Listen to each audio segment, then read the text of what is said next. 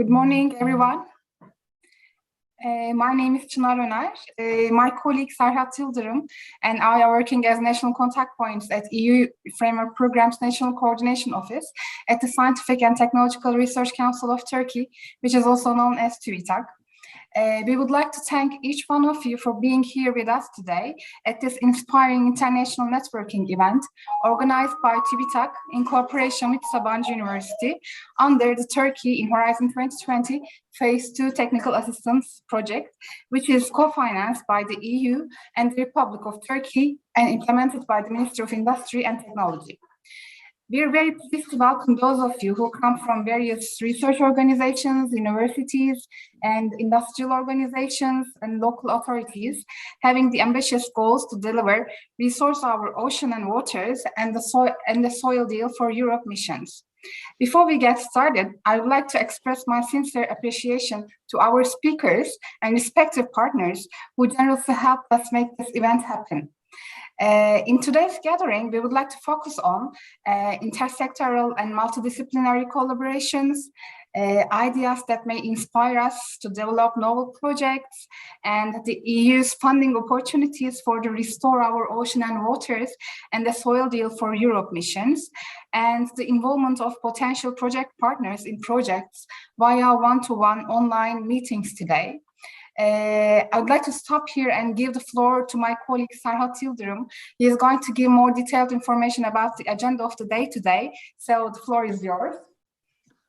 Thank you. Good morning, everyone.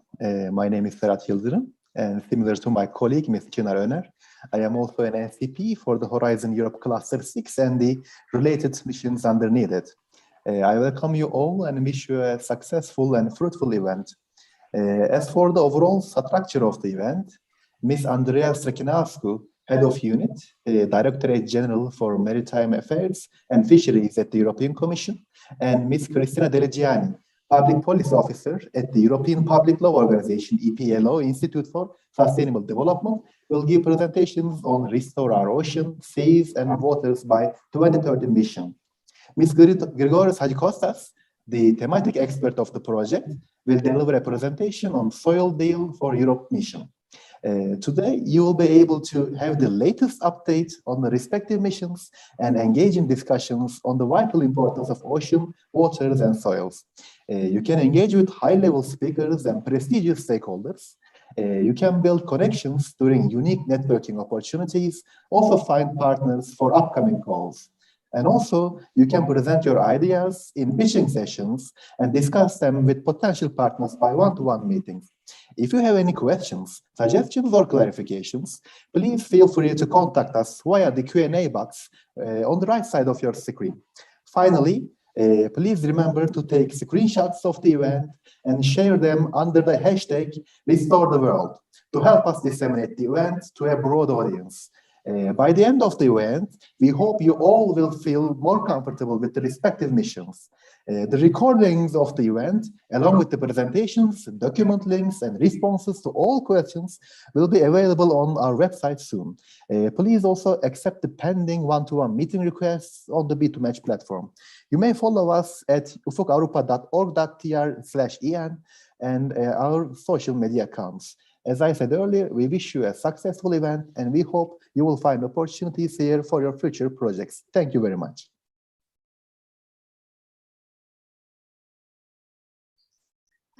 Thank you for your presentation, Ms. Çınar and Serhat Bey. And now we have our thematic expert who's quite famous in this area, Ms. Grigoris Hadjikostas, and he's working in the soil deal, agricultural technology and food tech expert.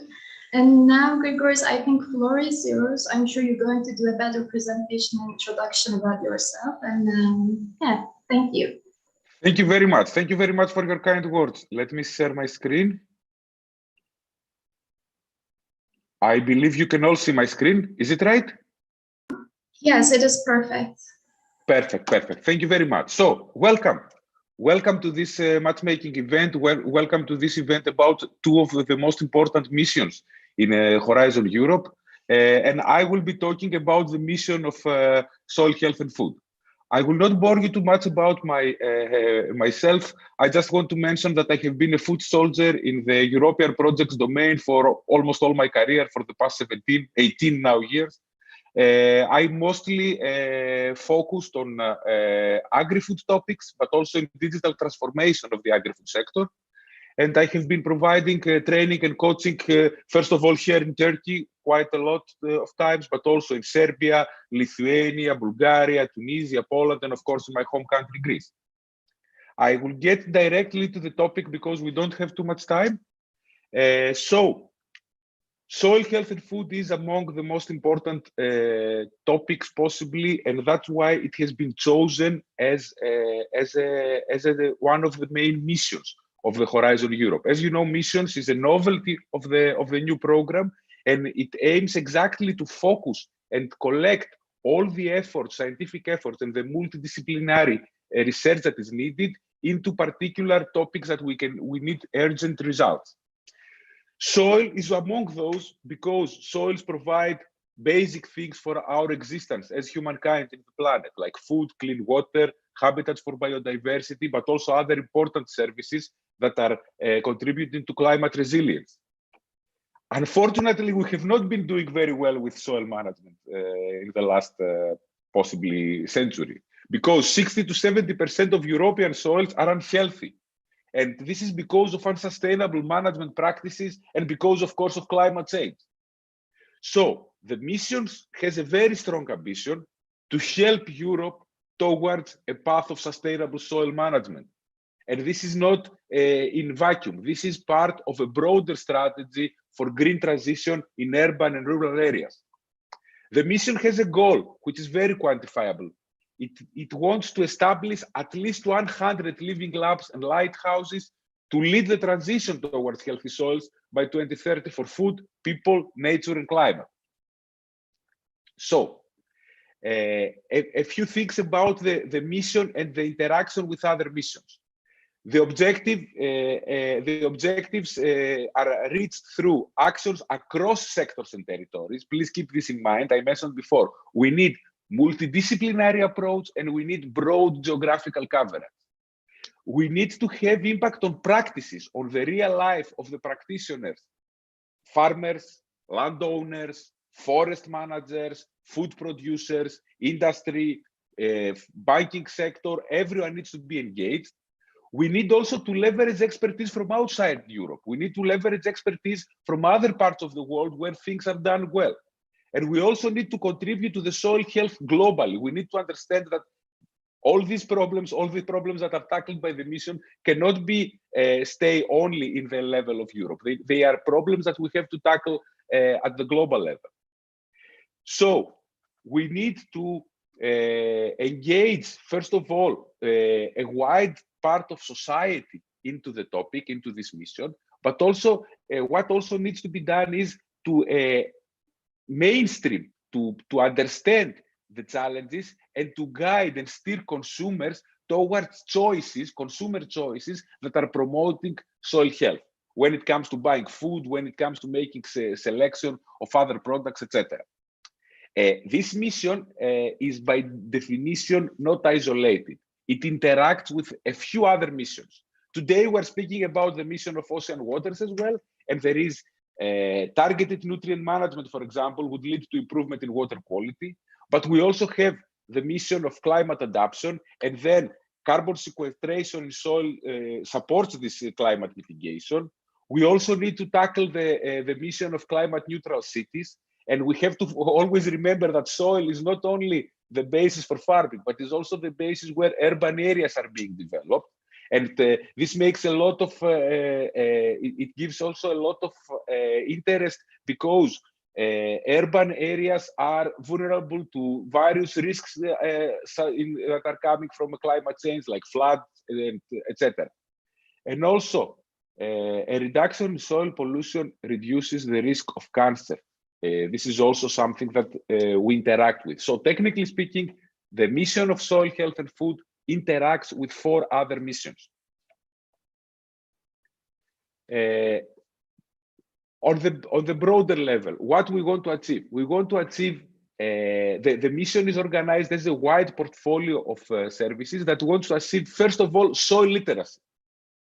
In the scientific community, it's widely known that soil is a resource that needs to be protected and needs to be protected urgently.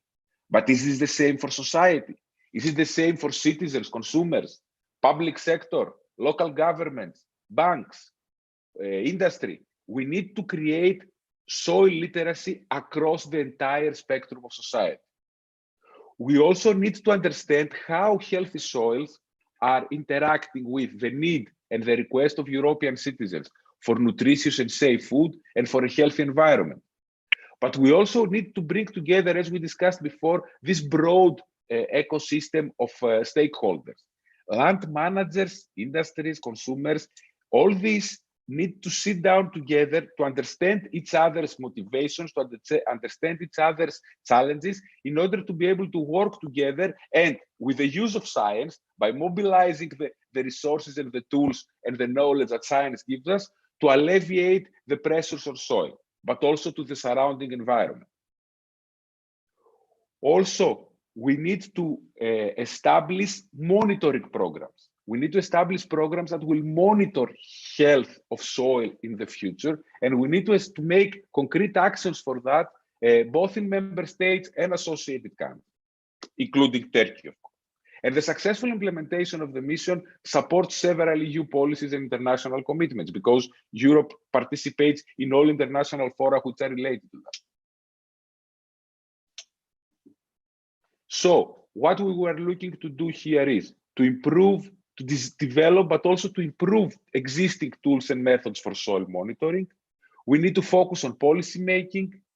We need to increase soil carbon in different types of land use, reduce soil contamination, and increase capacities for soil remediation, and also to enhance soil relevant education, so that this information and this knowledge that is created can be accessible to various stakeholders across Europe.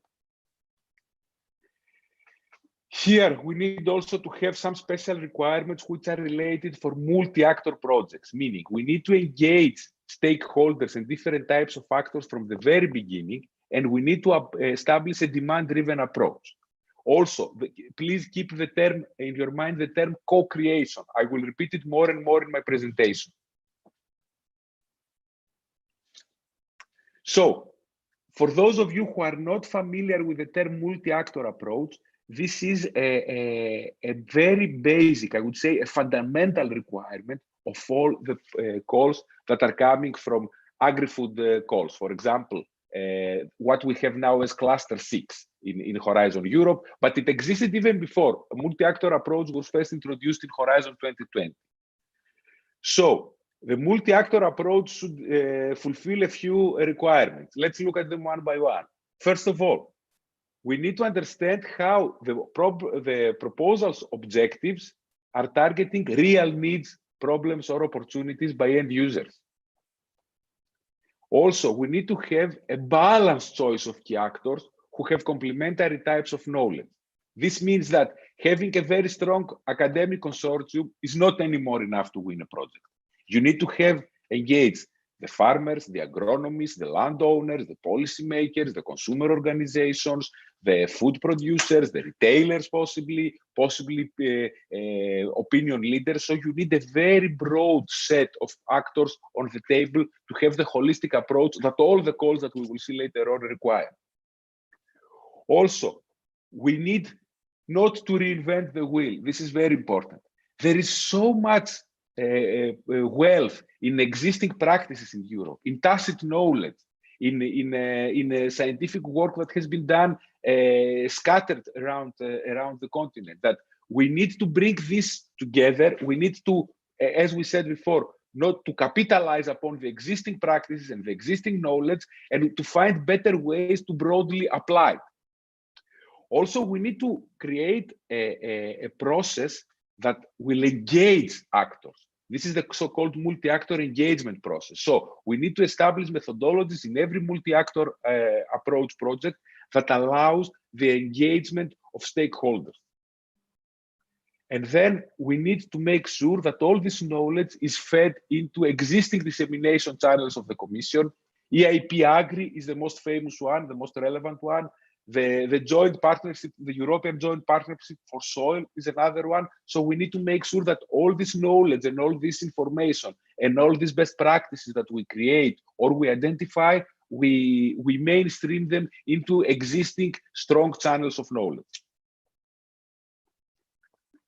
This means in the form of Cluster 6 and in the form of the projects that we are now starting from Horizon Europe, we need to take into account the so-called EIP Agri practice abstracts. And we need also to involve the operational groups that are funded through rural development programs related to EIP Agri. These are very important aspects that we need to include in all the proposals. Please keep that in mind. Multi-actor approach is evaluated and is evaluated very seriously, and all the reviewers are briefed about the need to document it. So if you are preparing a proposal into this mission, please make sure that you dedicate a separate paragraph, chapter, section, whatever, explaining exactly how you fulfill these 5 criteria of the multi-actor approach and how you are introducing the practice abstracts into your project.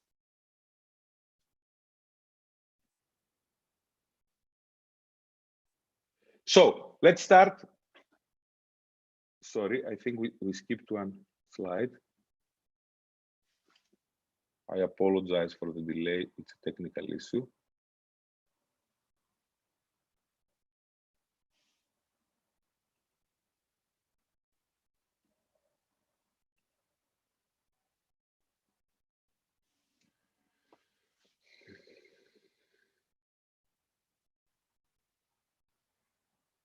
Okay, perfect. Let's have a quick overview of the calls. First of all, the most important information. When is the deadline? The deadline is 24 March 2022. So you are just in time now to build your consortia, to work further on the concepts and the ideas you have, or even if you are already running a consortium and you are already having plans, it is also a good time to find additional valuable partners in order to proceed with further activity. Practically here, we have 8 calls that we are addressed with the vision on the deadline of 24th of March. Most of them are RIAs, and we have also 3 CSAs. In most of the cases, you will notice that one project will be funded. This makes it extremely competitive, but also extremely challenging and interesting, because the winners, we really have a seal of excellence and we really have very good opportunities for the future calls related to the mission. But also we have some calls where 2 or even 3 in one case projects will be funded. As I told you, most of them are RIAs, but we also have some CSAs. The total budget of the mission for this particular call is 62 million euros. And I start directly with the first one. This is one that is aiming to move from knowledge gaps to roadmaps on soil mission objectives. This is practically one CSA of 5 million that will support the Commission in the next steps. So what are the expected outcomes here? Improve understanding of main gaps in our knowledge when it comes to causes, consequences, drivers, barriers of soil health. Then improve capacities to assess the potential trade-offs that exist between the mission objectives. Please also keep this word trade-off. In every decision that we make as a society, there is always a trade-off. When we are trying to restore soil, there are other costs or there are other externalities that we need to tackle. So we need to take the trade-offs very well into account, and particularly the trade-offs that exist in a complex multi-actor scheme. Then the establishment of dynamic roadmaps so that we have a coherent portfolio of research and innovation activities now and in the future, but also the increased capacities to develop, monitor, and evaluate the mission's activities. From these 4 expected outcomes, we also understand the real spirit of this particular call. The spirit of the call is they want to create a constant supporting mechanism towards the Commission that will support the the current, but also the future calls related to the soil health and food mission. So the scope here is to have a detailed view and a common understanding of all these aspects like gaps and drivers of soil health, but also to integrate the needs from different disciplines and to identify the research needs for land uses also other than agriculture.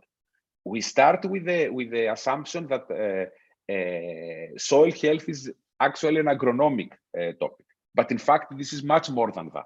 So we need to see what other issues related to soil health that are tackling issues other than agriculture are there. So the activities will do some practice-oriented analysis of drivers of soil health. They will synthesize existing knowledge, but they will also identify knowledge gaps. They develop roadmaps for mission implementation for the years to come. And they also propose an operational framework that will allow us to monitor and to oversee how the mission is evolving. Are the targets and the objectives and the expected outcomes really met during the proposed timeframe? So, first thing we have to do is to look at an existing Horizon 2020 and possibly a few Horizon Euro projects related to soil health, to evolve a full range of actors that are able to identify and prioritize knowledge gaps, to capitalize on the potential of digital technologies with emphasis on artificial intelligence and Internet of Things, and again, to address synergies and trade-offs across the roadmaps. This means practically that the successful project will have to collaborate closely with the mission secretariat and the mission board. It will have to build upon existing national and European resources. And this is a rather long-term project in the sense that this is a project that the duration should be minimum 4 to 5 years, because it will also support the Commission in the next phases, in the expansion and innovation phase that is coming after the phase that we are running now. Then, from that, we go to a big research and innovation action, a big RIA project that is 12 million euros budget. Joint Research Center may participate as a member into the consortium selected for funding, and it's very important to engage with the use of Copernicus and Galileo. The topic is validating and further developing indicators for soil health and function. Practically, we want to create an accounting system for soil health. Let's see how this works in practice, what the Commission expects from that. So they need one harmonized and cost-effective framework, harmonized so that we have one framework all across Europe, and cost-effective in terms that it makes sense. It is not too expensive to be applied, for measuring soil health and for developing a soil health index. Also, we need to develop capacities among the stakeholders for monitoring soil health and for assessing the effects of management practices and policy measures. And also, we need to support the policy development and to the creation of incentives for sustainable soil management. There are 3 expected outcomes. These are important because based on this, you need to build your activities, you need to build your narrative and your proposed actions. So far, there are 8 indicators proposed, and these indicators need to be tested against suitability for soil health towards the mission-specific objectives. The project needs to identify and possibly test alternative indicators and find a way to combine all proposed indicators into a coherent soil health index.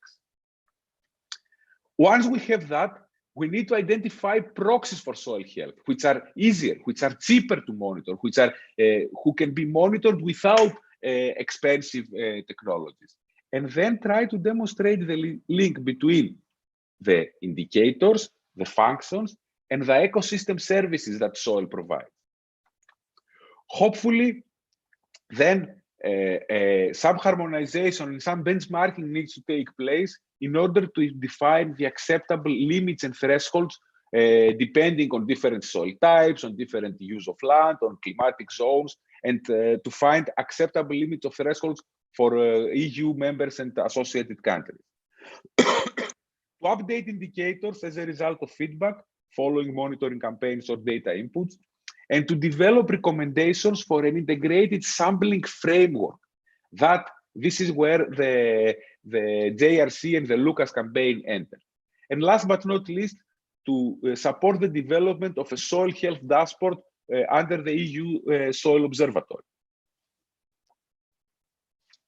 Again, as we discussed before, Earth observation, by Earth observation, European Commission 99% of the times means Copernicus and Galileo. And digital technologies, including artificial intelligence, should be included. And of course, the successful project is expected to develop one way or another a close cooperation with the JRC. Close cooperation with the JRC might mean that JRC would be a partner in the consortium, or close cooperation might mean that JRC will be somehow supporting the consortium with some letter of support or some commitment or some letter of interest, whatever you will manage. JRC cooperation is generally speaking quite challenging because it's a big European organization and you need to approach them with the right, proper way. But in this particular course, and particularly because this is directly linked with initiatives that JRC is currently responsible for, are quite important. Then, linking soil health to nutritional and safe food. Another research and innovation action, 7 million euros budget. And in this case, the Joint Research Center again has a role to play. Here, we need to understand how soil health and food interact, the so-called soil health and food nexus. Then, we need to understand the interlinkages between the farming practices, the soil for soil health, the food-related characteristics of agri-food products like nutritional composition, tastiness, technological properties, and safety. And also, we need to facilitate the transition towards healthy and sustainable dietary behavior. By understanding our need to protect soil, consumers need to adjust their dietary behavior accordingly. And then, how soil health really influences food quality? What methods and tools exist to determine that? And what are the best practices to link soil health and with food quality? This means that we need to engage stakeholders, increase public awareness, and kickstart an interactive learning experimentation through living labs throughout Europe. Also, some knowledge transfer with the European Joint Platform for Soil and other soil-relevant Horizon Europe and other initiatives are important. So, what we need to do here is to further develop and strengthen the legitimacy and the robustness of the nexus food quality soil. We need to engage an interdisciplinary community of scientists, including medical experts, that will assess how the health of soil affects the health of humans through the production and consumption of food. To understand better and to organize and to exploit the current state of knowledge that comes from ongoing Horizon 2020 projects. As we said, interdisciplinary collaboration, holistic perspective, and we need to integrate both qualitative and quantitative scientific evidence to support real-life farming practices. And last but not least, of course, we need to develop some KPIs. The problem is that in Europe, we are very good in developing KPIs, but we still have a lot of room for improvement when it comes to measuring KPIs. And this is also a request from the call, how we can apply innovative methods to continuously measure the developed KPIs. And also look at current funding opportunities at all levels, addressing soil and human health. Involve multiple stakeholders, look at the potential drivers to motivate them to take action and collaborate with farmers. The proposals, as we discussed, are expected to be very well connected with past or ongoing EU-funded projects. So if you are looking for collaborators or partners, it's good practice to look which projects have been funded previously in the domain and see those partners and see if you know some of these people and see if you can collaborate with them. The project needs to somehow be integrated in the co-benefits, to integrate and deliver the co-benefits in the priorities of Food 2030 and the EU Soil Strategy for 2030. And the projects need to collaborate with all the other projects in the domain, but also to engage social sciences and humanities into their program. Next one addresses the social, economic, and cultural factors behind land management and land degradation. It is area, 5 million of each project, 10 million total budget, which means that 2 projects are going to be selected. And we have 3 basic expected outcomes.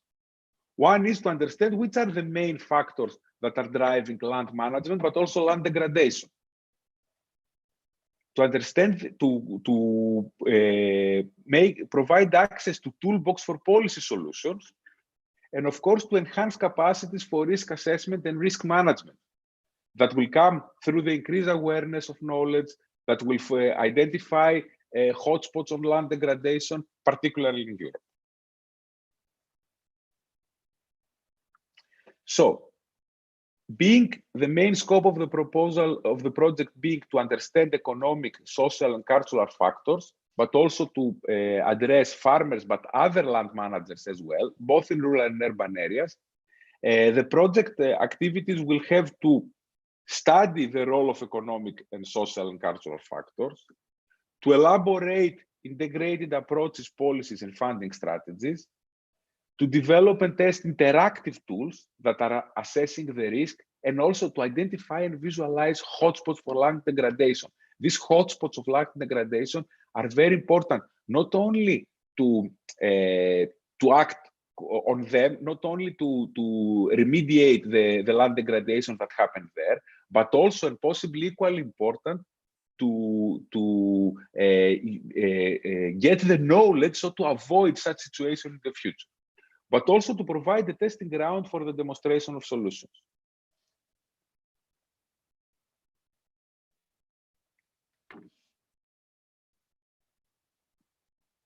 Oh, I'm sorry. I need to go one slide back.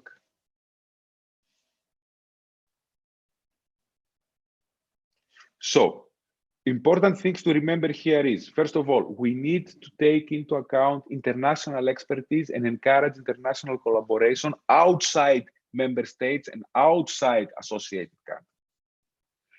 Obviously, the other topics need to be addressed, and the interdisciplinary manner is very much highlighted here, which includes topics like economics, sociology, history, and geography, which are also very important aspects. Moving now to my favorite topic of the entire mission work program. This is about the incentives and business models for soil health. Again, it is a RIA, multi-actor approach is expected, 5 million euros per project, 10 million total budget, so 2 projects are going to be funded here as well. Here, we want to increase the awareness about the value of investing in soil health and the various co-benefits, and the target groups here are not only farmers, but also land managers, businesses, with emphasis on the financial and the insurance sector, local authorities, and civil society. We need to increase opportunities for investment in soil health, in soil remediation, or in protecting soil health. And also to create opportunities for land managers to develop and diversify income by protecting soil health. Cooperation and new partnerships across different sectors are highly encouraged, and the new value chains and products that allow consumers to make more informed decisions are expected. Here, we need to understand the multiple dimensions of the business cases. We need to think of a detailed analysis of the existing models in Europe and internationally. And also, we need to showcase some good examples, and we need to identify some innovators, some opinion leaders, some real pioneers in the domain. Co-design with stakeholders for new business models is necessary. We need testing grounds for soil business cases, toolbox of incentives that will lead to policy measures. Blending finance streams with policy measures is the requested activity here. To provide recommendations for policy measures, to engage communities in practice roundtables, to bring soil health investors that includes civil society, and to develop material and carry out campaigns, promotional campaigns and promotional events. Again, the exploration of potential of digital technologies is very important aspect. And of course, all consortia should build on existing studies. For example, the technical guidance handbook. Then, once we identified how it's going with business models, let's now go to see how we can engage and activate municipalities and regions. Let's see how can we engage the local communities, the local government. Here we have CSA. 3 projects are going to be funded, approximately 3.3 million each. The total amount is 10 million euros.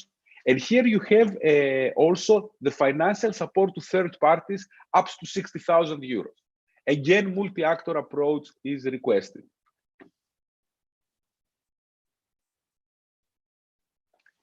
We have 4 expected outcomes. One is related to a more structured dialogue on soil health challenges and solutions at regional and local level, but with a balanced representation of interests, including citizens, public sector, private sector, businesses, etc., to increase the awareness and the understanding of the value of soils and soil health across Europe, to increase the cooperation between all these actors that we previously mentioned, public and private, and also to exchange experiences between regions and municipalities across Europe, to introduce a peer-to-peer learning mechanism among those, but also to see how those organizations can make best use of opportunities that are coming through European funding, like the ERDF and others.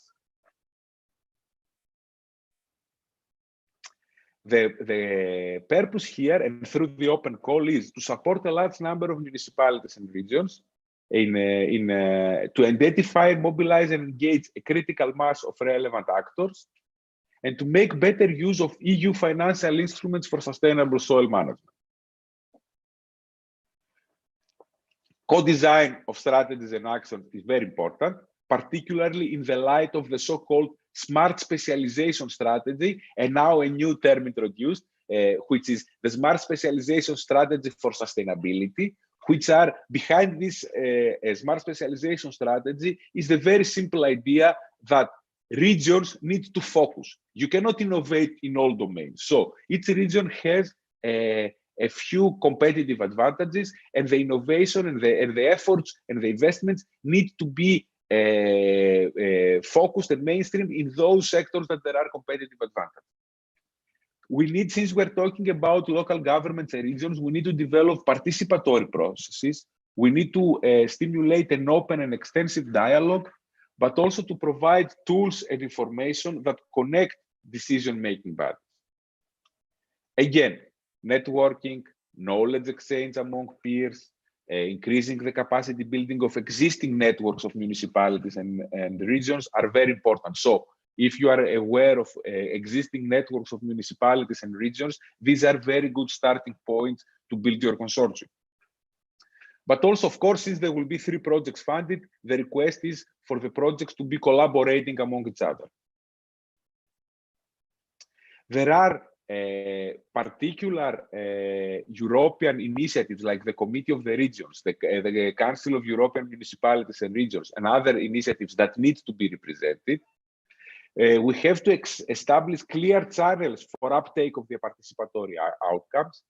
There is a need for a balanced representations of regions across member states and associated countries.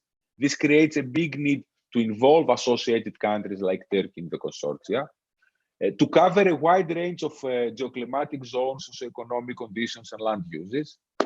Of course, to take into account the weak parts of the vulnerable parts of society, the vulnerable and marginalized parts of population, and to ensure gender balance. But of course, also to collaborate with the Mission Secretariat and other projects funded in the call.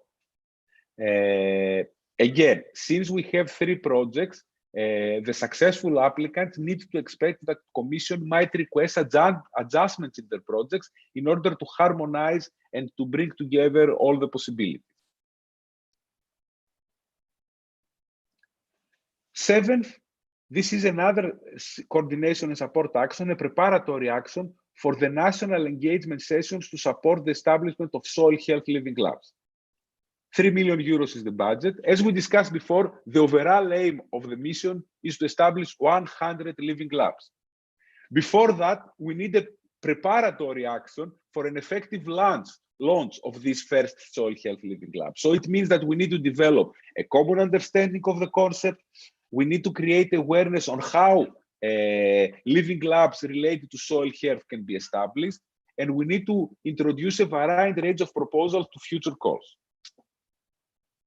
The idea here is to create multi-actor consortia that will be able to support European actors on how to establish living labs. This is preparatory, capacity building, facilitating and supporting the establishment of living labs. This means that we need to, there is a need to engage in all countries sessions, at least 2 sets of national engagement sessions, complemented by hands-on support for potential applicants. Practically, you want to build a mechanism that will support in the future living labs in order to get funding from European projects.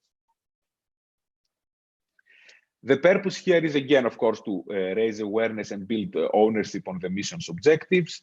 It would start the conversation on what would be the most suitable sites and areas to set up the first living labs in each country.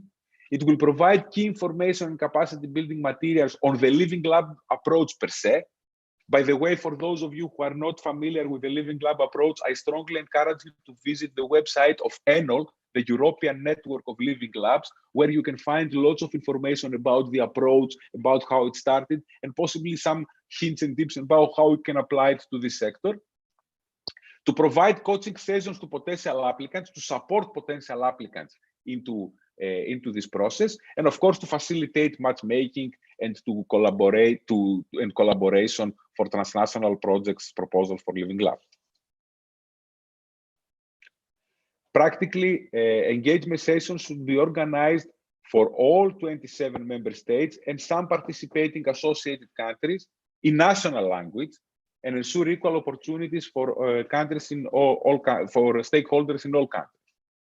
To ensure a participation of diverse group of actors in a balanced manner, to tackle the 8 specific objectives of the mission, and to have both options for physical and hybrid seasons as a backup. As you know, we are living in the time of Corona. We hope that by the spring we will be much better, but you never know so far.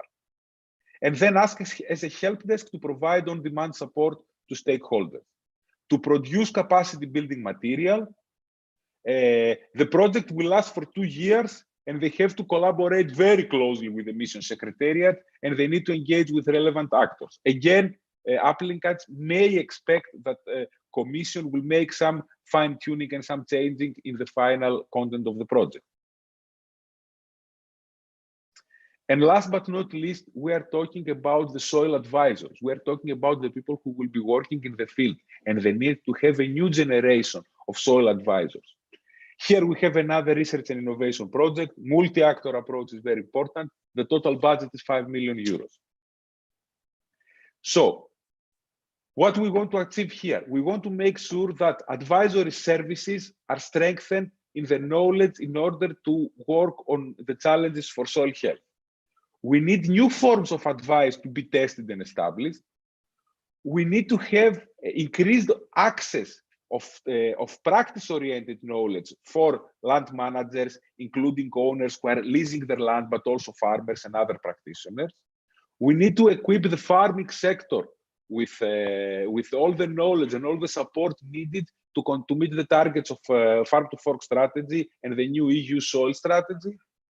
Obviously, we need more interactive and effective agricultural and forestry knowledge and innovation systems, and we need to engage local and regional authorities to integrate the consideration of soil health into the decision-making about spatial planning and about other activities. Here, the key word is how can you tap into the existing agricultural knowledge and innovation system, the so-called AGIS. This is another core aspect of the projects for related to Farm to Fork strategy.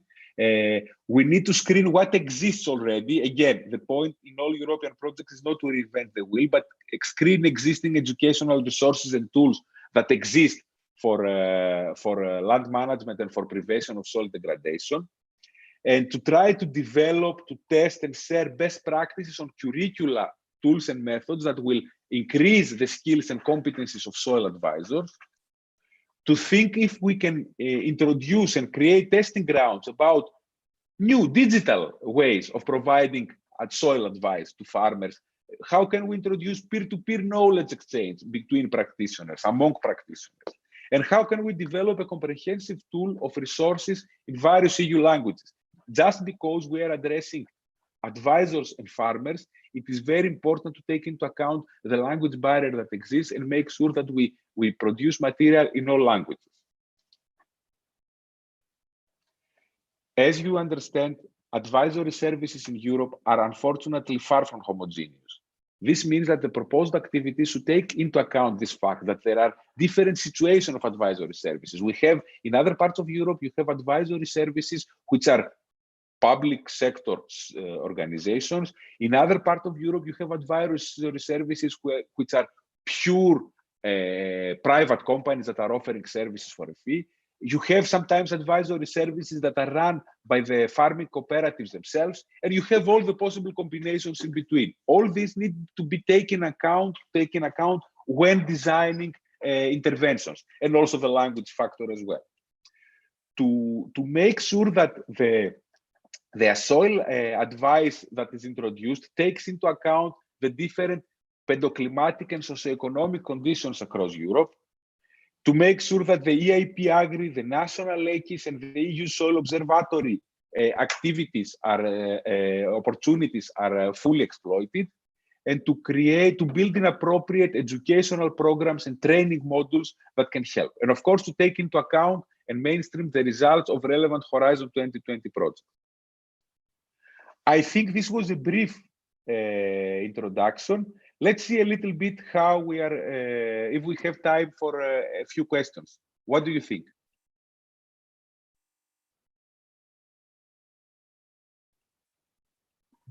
I think, Grigoris, we can go with the questions. We have 9 or 8 minutes more. Okay, is it possible that because let me see if I can see the questions myself. Or if it's possible, someone to read the questions for me. That would be very helpful. For some reason, I don't have access to the questions. So, okay.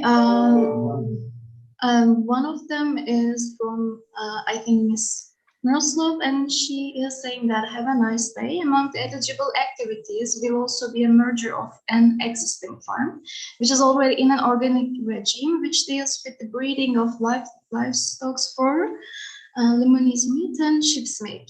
And this is her first question, and she continues the subsequent modernization. Sorry. I need to stop sharing. Okay, I'm sorry. I know. It's not possible to. I need to stop sharing, hoping that my. Okay, now I have access to the questions. I can read them myself. So, among the eligible activities will be the merger of an existing farm, which is already an existing, and deal with the. No. Let's clarify. These projects are either research and innovation projects or I would say, coordination and support projects. The merging of farms, the investment activities cannot be part of the project.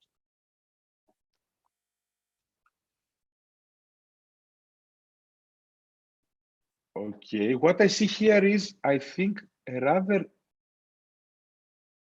long explanation of challenges that they face. I understand there are lots of challenges that the farm is facing, but I'm not sure that this is exactly relevant for the topic of the soil mission. Let's go to the next one. Investing in responsible farming is becoming. Yes, this is rather a statement rather than a question. I agree with you. I'm talking about Ilker Hakan's Terzioglu question. And now, a very interesting one. The deadline is less than 1 month. Do you think that? I don't think it's less than 1 month, but let's see. Do you think that turning in a competitive proposal is realistic in the time frame? The answer to this is it depends. It depends if you have already some strong partners. It depends if you have some previous proposal that you have already developed and you have some knowledge about it. Or it also depends on your workload. If you ask me, if you put a few good experts in one office, they can write a perfect proposal in 1 month. But it all depends on the workload and the commitment of the partner. So I'm not sure how this part is answered.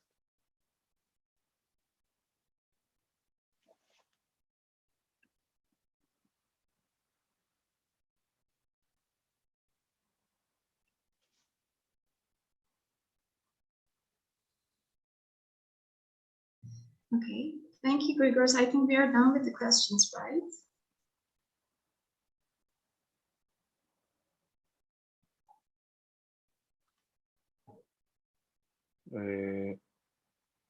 About my presentation, if it is possible to see it online. I believe yes. Celine? Yes. We will make, yes. We will. My presentation will be available to the participants. Yes, it will be available on our project website. My colleague will share the link with you. Okay, thank you, Grigoris, one more time. It was truly an eye-opening presentation, including the facts about the current condition of the soils and what it is, why it is crucial to take action. We also rewire how taking action is achievable thanks to soil mission core topics, which is also intertwined with the cluster 6. I assume we are moving on the agenda, and it is time for our next mission, which is restore our oceans, seas, and waters by 2030. And I think now we have Ms. Cristiana Deligiani with us, and let me do a short introduction for her. She is currently working for European Public Law Organization Institute for Sustainable Development as a public officer. And I think, Ms. Deligiani, the floor is yours, and thank you for being with us today. Yeah, thank you. Thank you so much, Celine. Thank you for the invitation to be here with you. I will be sharing my presentation. Just give me 1 second. So I think you can all see my presentation now. As Celine mentioned, I'm Christina Deligiani. I will be talking about the Horizon Europe mission, Restore Our Ocean and Waters by 2030. I work at the EPLO Institute for Sustainable Development. We are an international organization based in Athens, but with headquarters around the world. We have permanent status, observer status to the United Nations General Assembly. And we do a lot of work in the blue economy sector in promoting sustainable development and sustainability, and of course promoting and enhancing and seeing how the EU Green Deal is implemented. So what are the European missions? The EU missions, as Grigoris also mentioned, are a new way to bring concrete solutions to some of the greatest challenges that we face today. They're very ambitious when it comes to their goals, and they will deliver tangible results by 2030. They will deliver also impact by putting research and innovation into a new role, combining new forms of governance and collaboration, as well as by engaging citizens. The EU missions are a novelty of the Horizon Europe Research and Innovation Program, and each mission, there are 5 missions, each mission will operate as a portfolio of actions, including research programs, policy measures, or even legislative initiatives to achieve a measurable goal that cannot otherwise be achieved through individual actions. Last September, the European Commission adopted the communication on European missions, and thus the 5 missions were launched, including the mission I will be tackling today, along with Miss Andrea Strachinescu from DG Mare, who will be talking after me. So the EU mission Restore Our Ocean and Waters by 2030, very much related to the blue economy. Each mission has an implementation plan with a very specific time frame and a very specific allocated budget. The missions bring new forms of governance for a systemic response to challenges we face as a society. Grigoris mentioned how citizens are engaged into soil.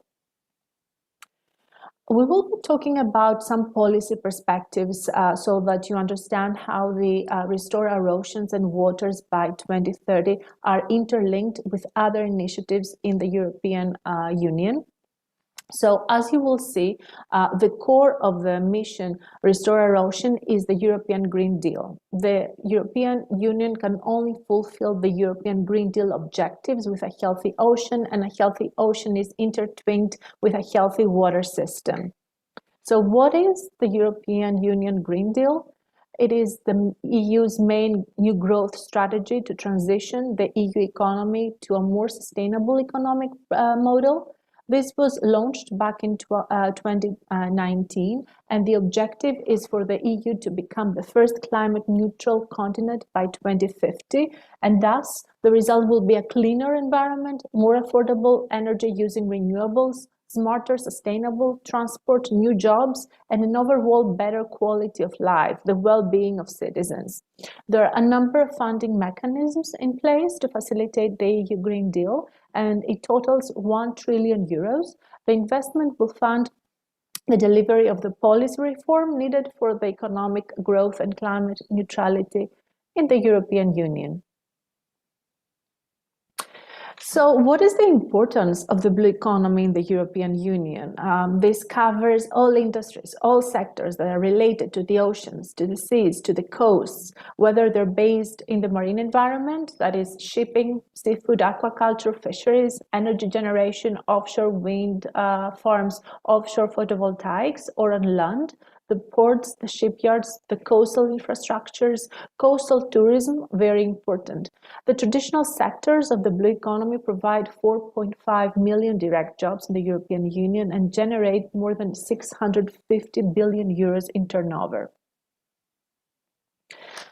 The question is, can a European Union Green Deal be without the blue economy? Well, the European Commission says that both the Green Deal and the Recovery Plan for Europe after COVID will define the European economy for many years, even decades, and the EU blue economy is very, very fundamental, is core to both efforts. And green and blue go hand in hand. The ocean is the main climate regulator, provides us with oxygen, with food, energy, many critical resources for our livelihoods and for biodiversity. So as you can see, this is a graphics shared by the European Commission. The European Green Deal connects with many other European strategies: the EU Biodiversity Strategy, the EU Zero Pollution Act Plan, the EU Sustainable Blue Economy Strategy, the new EU Climate Law, the Farm to Fork Strategy, the EU Sustainable and Smart Mobility Strategy, and of course with preserving and restoring ecosystems and biodiversity, leaving no one behind. This transition to a more sustainable, to a greener model, to a digital model has to include everyone. It has to be a just, a fair transition. It has to be to include industry for a cleaner and more circular economy. I will focus a bit on the EU Biodiversity Strategy because for 2030, because this is very much linked to most goals in the mission, Restore Our Oceans. The European Commission has adopted this new EU Biodiversity Strategy and the associated action plan. It's a very comprehensive, very ambitious long-term plan to protect nature and to reverse the degradation of ecosystems. And it aims to put the European biodiversity on a path to recovery by 2030 with benefits for the people, the climate, the planet.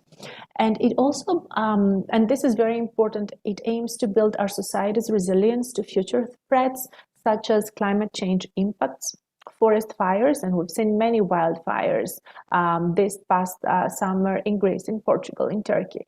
Food insecurity, disease outbreaks such as COVID, and included is the protection of wildlife and to fight illegal wildlife trade.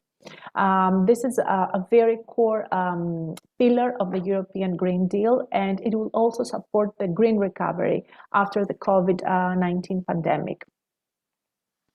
When it comes to the ocean mission, the mission opportunities, I would say, are three. Climate neutrality. Oceans and waters are very major carbon sinks and are very essential for the adaptation and mitigation to climate change. Biodiversity. The oceans and waters are home to a very rich diversity of species. And economic prosperity. The ocean is estimated to generate 2.3 trillion of goods and services per year by 2030.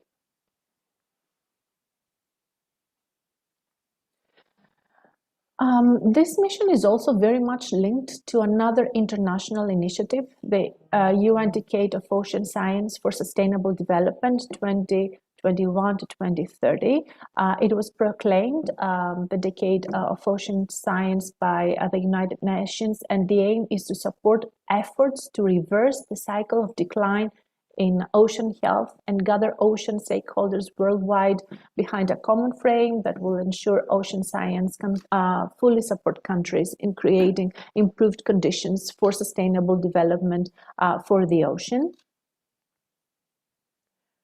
When it comes to international policy and market trends, the Restore Our Oceans and Waters by 2030 is also included in other initiatives, such as the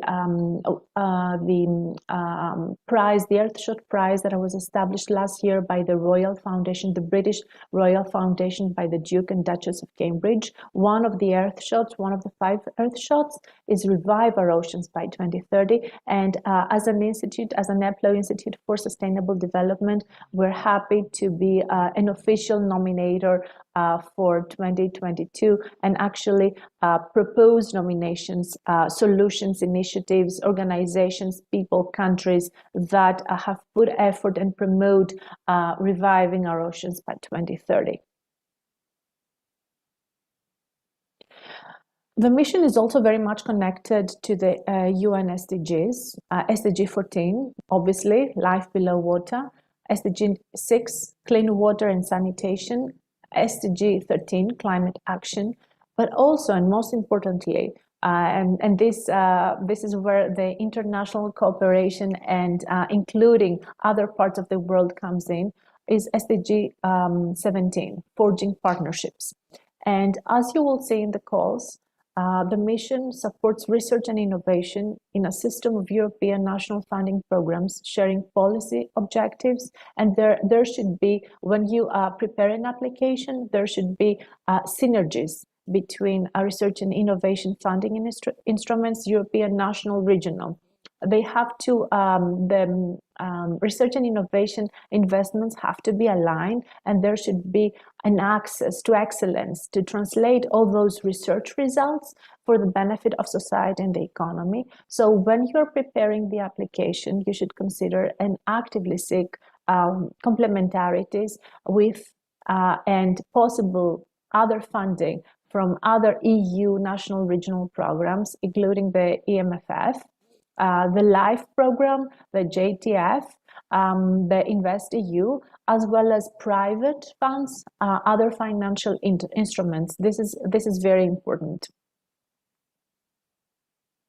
The implementation of the EU mission has three phases. The 2022-2024 is the development piloting phase, where you actually have solutions that are, or rather the foundations for solutions are laid to implement the Restore Our Oceans objectives, and research and innovation activities will actually start being rolled out. In 2025, there will be a midterm review. And when it comes to the third phase will be the deployment and upscaling phase, 2026 to 2030. The solutions will be further deployed. They will be replicated in other areas, in other regions, and they will also be scaled up. The allocated funding for the Oceans and Waters mission till 2023 is approximately 344 million euros. When it comes to the work program of 2021, the allocated budget is 114 million euros. The calls have already opened, and the deadline for submission of proposals is April 12, 2022. Excuse me. So there, in the work package, there are actually 4 calls. 3 calls are addressing the 3 policy objectives with very specific expected impacts: protect and restore marine and freshwater ecosystems and biodiversity, prevent and eliminate pollution of our oceans, seas, and waters, sustainable, carbon neutral, and circular blue economy, and 1 call that supports enabling activities, digital knowledge system, public engagement, foresights, and other studies. And there are some other actions, the coordination activities, the lighthouses. I'm sure you've heard about the lighthouses. I will be talking about that in a minute. And technical assistance. So the calls are around this. This is a more schematic way of presenting it. The calls are 12 calls. I'm sure you might have already been familiar with them. I will be focusing on the mission lighthouses, what the mission lighthouses are. These are the outputs, so to say, of the mission objectives, and they include 4 basins: the Janubriber Basin, the Mediterranean Sea one, the Atlantic and Arctic coast, and the Baltic and the North Sea Basin. Now, the lighthouses are not one project, rather they're project portfolios for the basins. It's not just one demonstration pilot project. They're hubs. They have been designed and are envisioned as hubs for development and deployment of solution. And meanwhile, they will be also engaging citizens and stakeholders in the meantime. And citizen engagement is very important when it comes to the ocean, Restore Our Oceans and Waters mission. And as you can see in the scheme, in the graph on the right hand side, it has been designed, it has been envisioned to have the stakeholders, to link the member states and the regions, to have regional and smart specialization strategies and plans in place, to be linked to the EU national regional programs, to private investments. Private investments are very important, and everything kind of creates a full circle. Everything connects and is interlinked. When it comes to the lighthouses, the mission lighthouses, there are for coordination and support actions. And what they do is they aim to support the rollout and the effective operation of the mission lighthouses in the different seas and basins. And they aim at basin scale governance support and coordination, and dissemination of information about the mission and outreach, citizen outreach in general at the basin scale.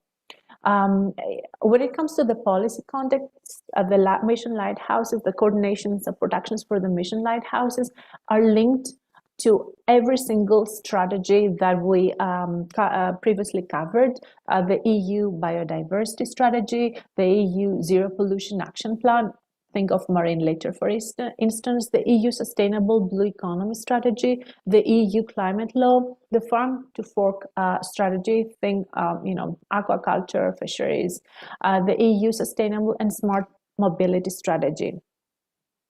And the expected outcomes of these coordination support actions for the mission lighthouses, the results are thought to be a structuring effect to consolidate and engage a wide range of stakeholders and citizens across a river or a sea basin, to promote effective governance structure, ensuring coherence and alignment of policies, initiatives, and actions at all levels, a well-functioning basin scale innovation ecosystem attractive to investors and businesses, and the effective provision of technical services, governance, business models to guarantee a sustainable socioeconomic development of each river and each basin.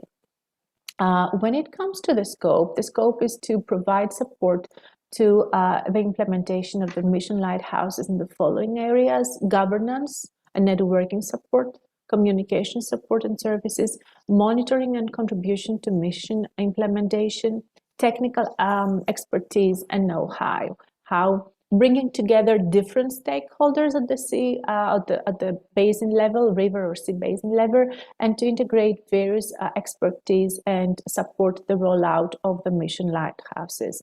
For each coordination and support action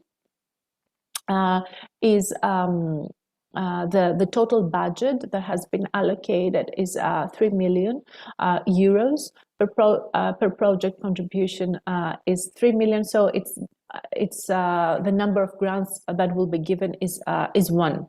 What is very important is to actually include basin scale governance and support, monitoring and technical support, outreach plan, a very good outreach plan, and communication. I don't know if we do have some time, so I will briefly refer before going to the rest of the calls to something that Grigoris actually referred to, KPIs for the projects and how difficult it is to measure the positive impact of proposals. The EPLO Institute for Sustainable Development has created a tool and a methodology to actually measure, assess the positive impact. So while preparing your proposals, you can consult with it. You can actually use it while preparing your proposal to measure the actual positive impact of actions, of the actions and your activities, and how it can this can be delivered, and everything is measured according to ESG, environmental, social, and governance criteria. So let's go to the European Blue Parks. The aim is to contribute to achieving the Mission Oceans Water Objective 1, the protection, restoration of marine ecosystems and biodiversity, and to develop and demonstrate innovative solutions for the protection and conservation enhancement of the EU Blue Natural Capital. The results that are expected through these goals are to contribute to the achievement of the 30% target of EU marine protected areas, MPAs, to support a shift from protected to strictly protected areas to address the 10% target, to enhance the integrity and resilience of marine ecosystems and the creation of ecological corridors and the sustainable use of marine resources, and the improved management of marine protected areas, which is something which is an issue that has been on the agenda for a long time. The scope is the protection and conservation of marine ecosystems, and the focus, as I said, is marine biodiversity hotspot, ecological corridors. The indicative budget for this is 17 million euros. The number of the grants that will be given is actually 2. What is important is to highlight the networking, the joint activities with other projects, Horizon 2020, Horizon Europe, LIFE, etc. And that could be actually, this in your proposal could be activities that can be designed, such as joint publications. It could be workshops. It could be exchanges of best practices, exchanges of expertise as well. When it comes to the Janubriber Basin Lighthouse, the restoration of fresh and transitional water ecosystems, the aim is to demonstrate a large-scale implementation of Mission Objective 1 for fresh waters and transitional waters with a view to scale up, and to implement the Mission Lighthouse in the Janubriber Basin aimed at restoration and protection of fresh waters and traditional waters, ecosystems, and biodiversity.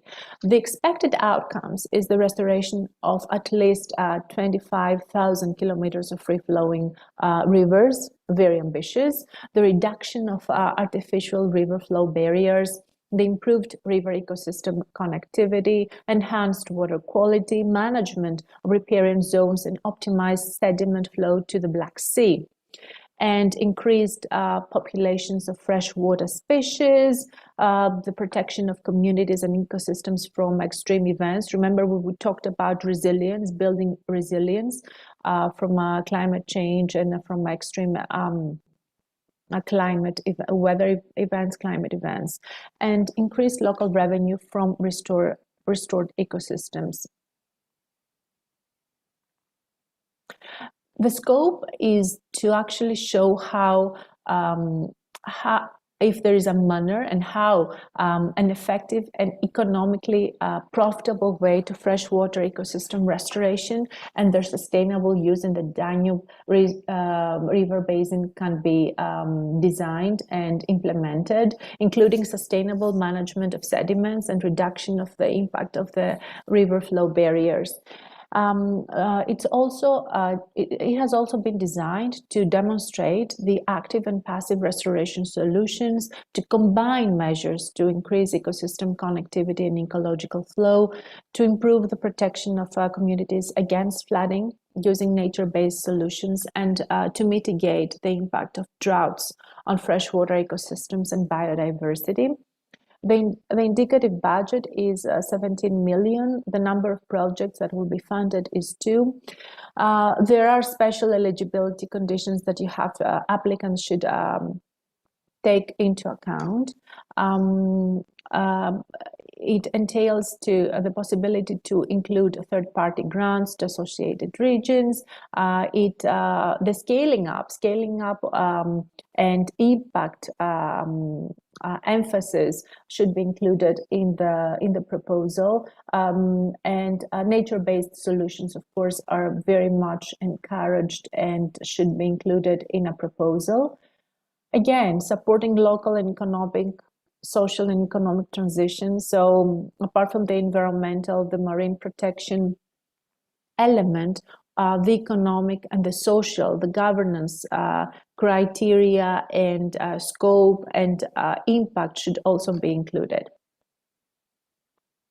The next one, the Atlantic and Arctic Basin Lighthouse, again, is actually an implementation of the Mission Objective 1, the marine and coastal ecosystems. Scaling up is also important. The expected outcomes, the results, are the blueprints for making communities climate-proof and extreme weather resistant at the basin level.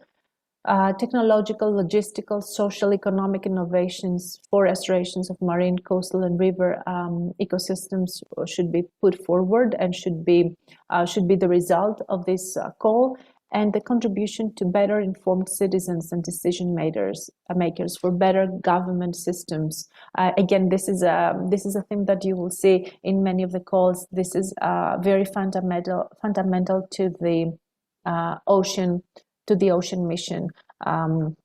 Better governance, citizen engagement, informed citizens, decision makers, inclusion of stakeholders. Excuse me. Okay. Sorry. So the indicative budget is 17 million, with a number of grants being 2.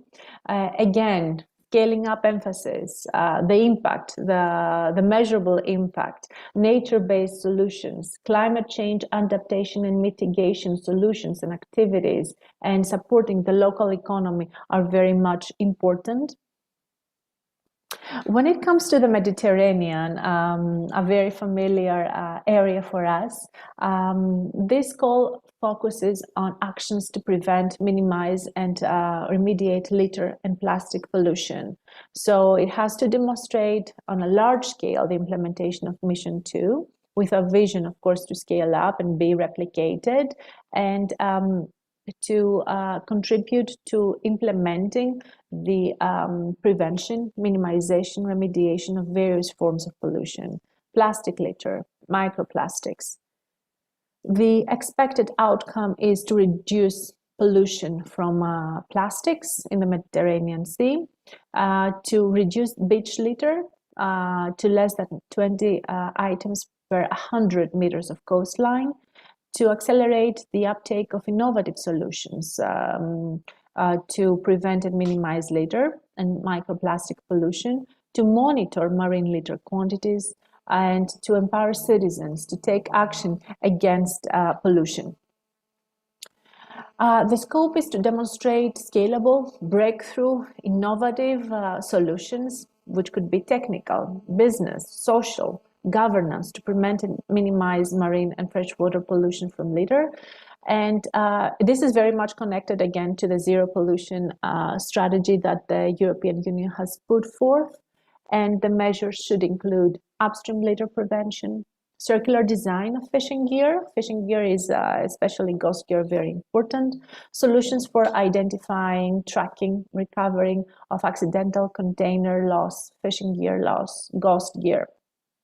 And the collection, sorting, cycling, reuse, upuse of waste, wastewater treatment, port reception facilities. The indicative budget is 16 million euros, 2 grants.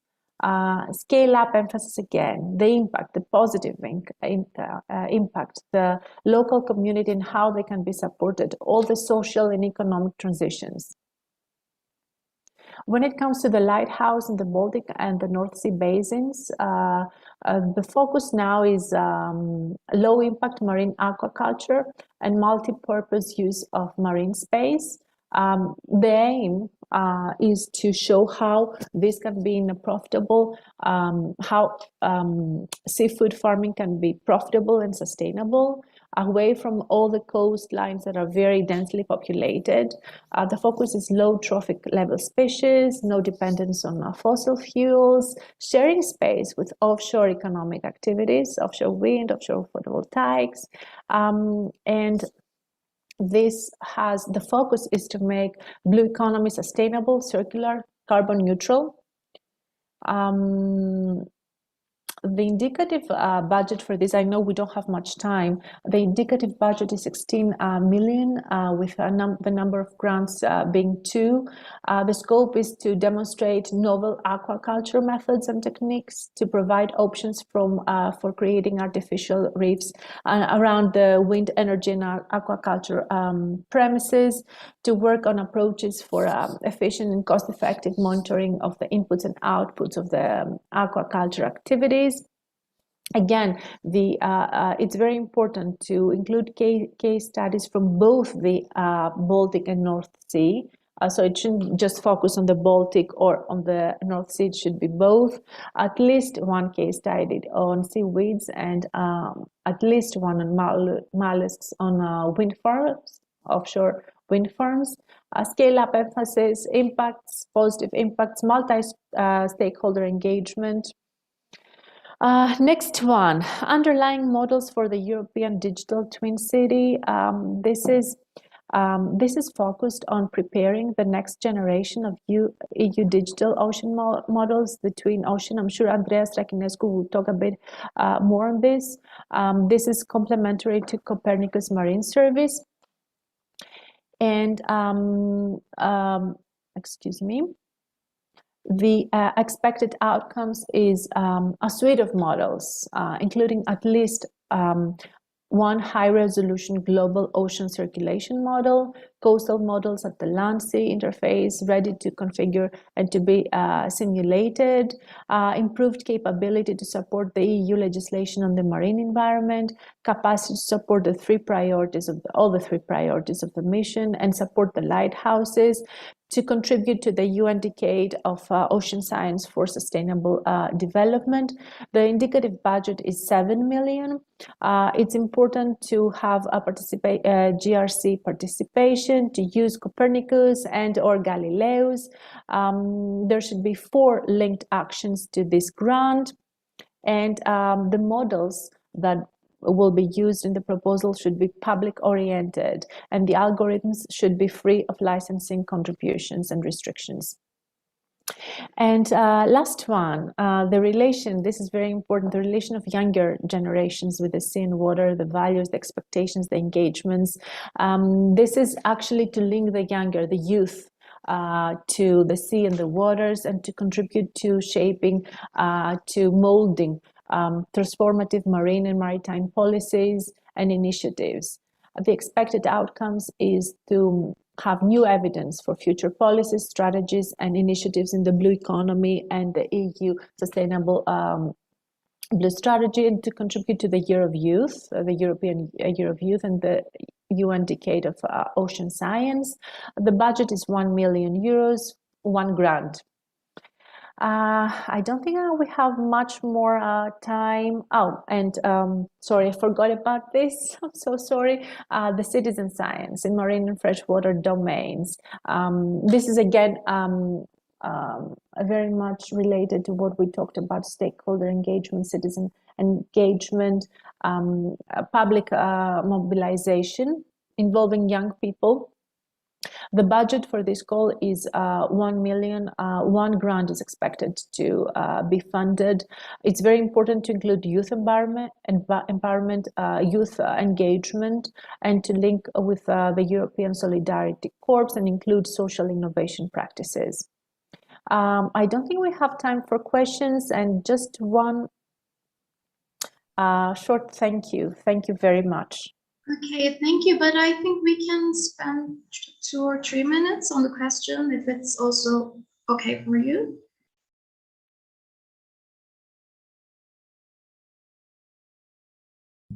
I think we have this question, and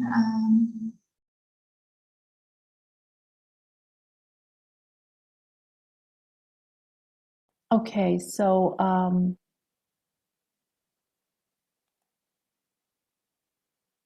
the one question is a person from Slovakia that they're working on a technology that treats water, probably wastewater, right? Working on international patents and certificates. Is it possible to apply for the production and implementation grants? I think Andreas Rakinescu would be much more eligible to actually answer this question, but I think yes, yes, with again, partners from the EU and other associated countries are very much encouraged to apply for these calls. So check out the wastewater treatment. That call, have associated partners, see how this can be replicated in other in many river and sea basins. Replication is very important. So as you might have seen, the implementation, the third implementation phase is the replication of solutions. This has also been to be linked to other Horizon 2020 or Horizon Europe grants and proposals, or to LIFE. LIFE also has many water focused grants. Look at that as well, and try to link everything so that you know, the mission, the ocean mission might seem very complicated, but the idea behind it, the bottom line, is actually to be linked to other financial instruments, to other EU projects, and to have results and solutions that can be replicated and can be scaled up in as many sea and river basins in the European Union as possible. So look at this, try to have partners, like when you apply, say, for the Mediterranean Sea Basin, the minimum should be 3 partners from that basin, but also partners from other basins are advised to be part of a consortium, just because the replication and the scaling up of solutions in other regions, in other areas, are very important. Plastics. Plastics are the focus of Lighthouse in the Mediterranean Basin. Are there important aspects of activities in other basins? Okay, so this call focuses on marine pollution and plastics and microplastics in the Mediterranean Sea Basin. This is very important for the Mediterranean Sea. There are so many initiatives tackling marine litter, marine pollution, litter on the beaches. Again, see how this can be replicated in other sea basins, whether you can be part of a consortium in the Mediterranean Sea, even though you are part of another river or sea basin, and how this can be replicated in an area or a region that you work in. The solutions that will be, and the innovations that will be funded will have to be replicated and used in other European regions as well.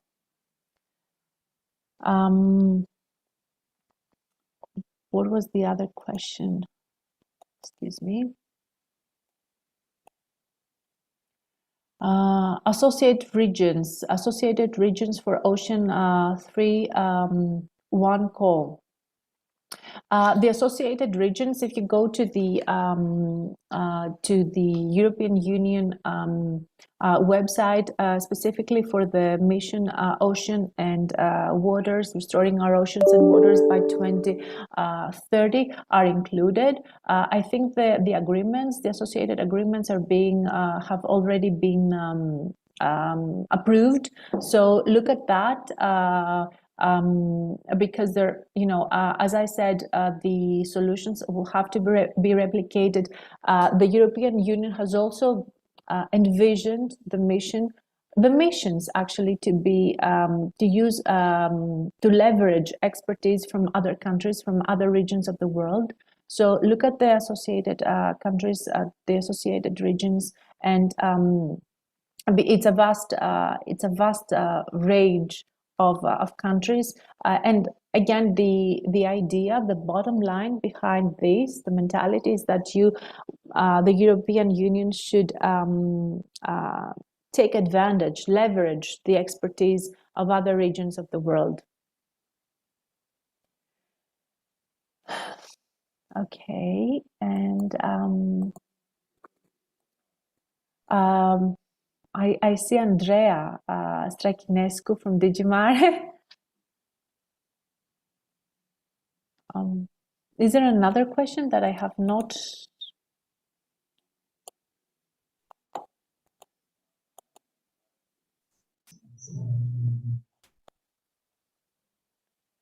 So thank you very much for inviting me. I hope it was I hope I have not covered many parts of Mrs. Strachinescu presentation. I will be sending my presentation to be uploaded and shared with participants.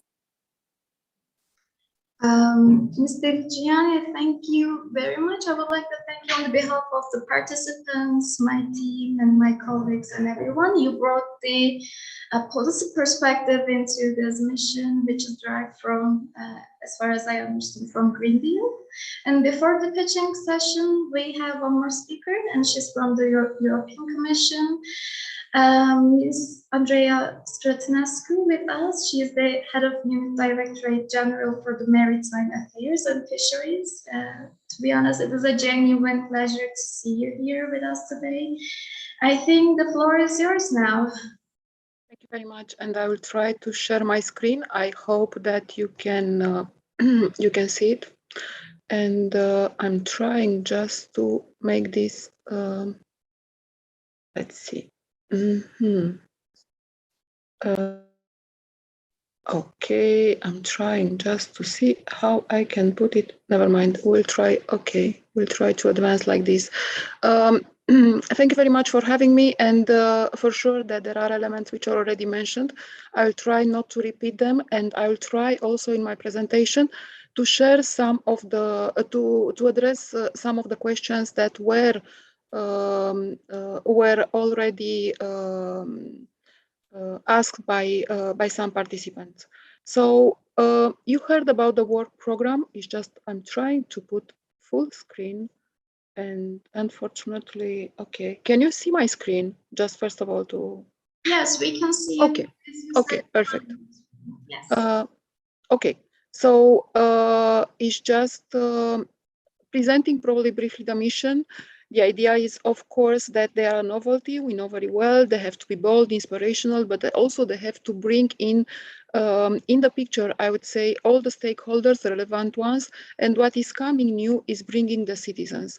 So you will see probably that in all the topics of the calls of Horizon, we have this angle of the citizen engagement, and there are also already presented some actions in the work program that are looking at the citizen engagement. So you know how they are situated under the pillar 2, the 5 missions. I'm not going to repeat this. And also for the point of what is related to the mission ocean, the objectives are coming from the European Green Deal. And all of them can be achieved only if we are to be able to restore the healthiness of the ocean. We are speaking not only about the ocean, it's ocean and water. We are speaking about the whole water system. So both ocean, seas, but also freshwater ecosystems are to be addressed. Either if it is linked to the climate ambition, either if it's linked also to the clean circular economy, but also looking at the pollution and how we can bring more food from the sea, and also in all of these, as I said, trying to involve the citizens.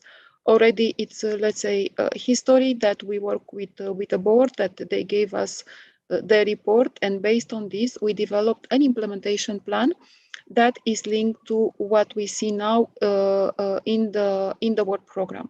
So the specific objectives and targets, as I mentioned, are the ones that are coming, and they are reflected in what we see the first work program, and they will continue to be. Because first of all, protection or restoration of marine and freshwater ecosystems that are in line with the biodiversity strategy, then the prevention and elimination of pollution, ocean, sea, and waters that are in line with EU action plan towards zero pollution, and of course the carbon neutrality and the circularity of the blue economy in line with the European climate law. And for this, you see that in the current work program, the innovation actions that are mentioned there are asked to contribute to these targets that we have in the mission. Then the lighthouses are reflecting what we see now in the work program. We work on different sea basins, on different objectives, and We want as well, beyond this, of course, to engage with various stakeholders and to build a community in so-called lighthouses.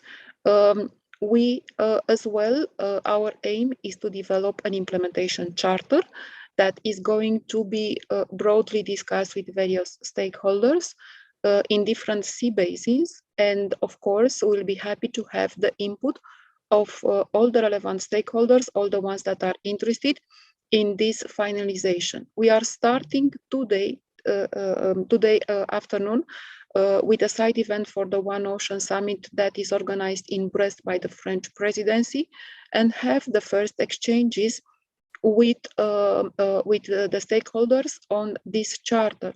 But we'll be happy to come and to present it to all the ones that are interested, either in the events that are going to be organized by us, but also in the events that are going to be organized in different regions. The idea is, of course, to involve the member states, the associated countries, the regions, and to try to bring together different national and regional programs, but also private investments. Now, we have also two enablers: digital ocean and water knowledge system. We know very well that marine knowledge is the base that we need in order to know the ocean, in order to know the impact that we have in the ocean, and how we can make use in a sustainable way of its resources. So building a digital twin ocean, it's a work that is based in all the previous achievements, in all the infrastructure that is currently based on what is already financed by us. And also it's the part linked to the public mobilization and engagement, building on the current initiatives or on the future ones.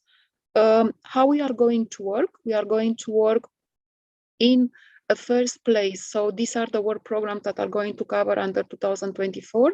We are going to have projects that are supported through Horizon Europe for sure, but also we need to develop these lighthouses, the lighthouses going beyond the projects that are supported through Horizon Europe, and to be able as well to build a platform of engagement with various stakeholders. We are supposed to have a midterm review. You know that 2024, it's the end of the current commission. So as well, it's coming to the moment to show what we achieved, and of course, to be able to move hopefully successfully in the next phase, which will allow us to move to the next, I would say, scale, trying, of course, to deploy and to upscale what we successfully demonstrated in the first phase. So the second part, the last 5 years, will be on mostly scaling back projects and trying to replicate the innovation demonstrated successfully in the first part of this mission. This is a little bit based on what I previously already mentioned. So these are the lighthouses. So we need to, as I said, to work with all the relevant stakeholders to develop this. We are going to develop the charter. The work program 2021, the one that was already presented to you, it's open until 12th of April this year. In May 2022, the work program 2022 will be published.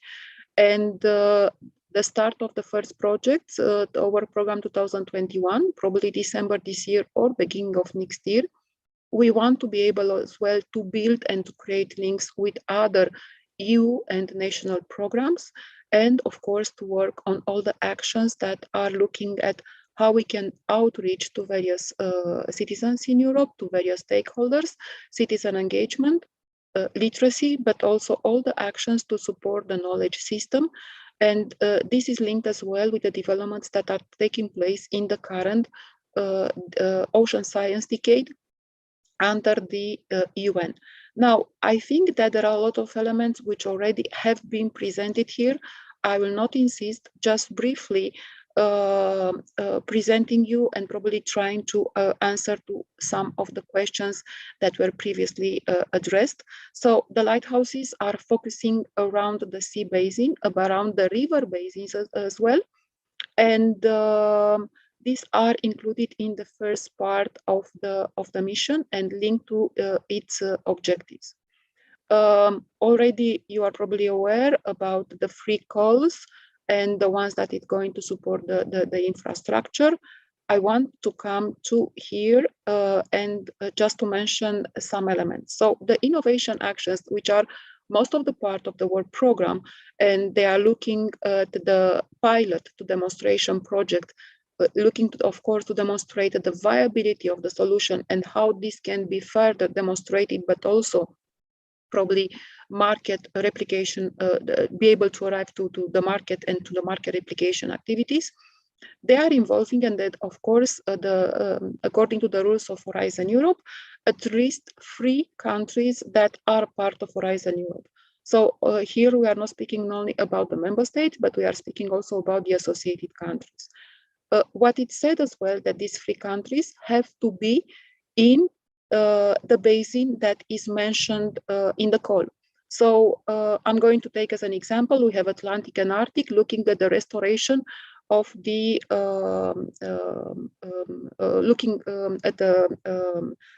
restoration. So the call is asking 3 countries. So we need to have at least 3 countries that are either in Atlantic, either in Arctic, or in both, okay?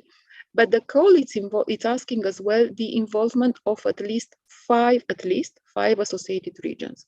What we want to do with these regions is that we are bringing in the projects regions that are not necessarily in that sea basins, okay? But there can be elsewhere regions that are interested to build the capacity or to develop the plan in order later to be able to replicate and to scale up the solutions that were successfully demonstrated.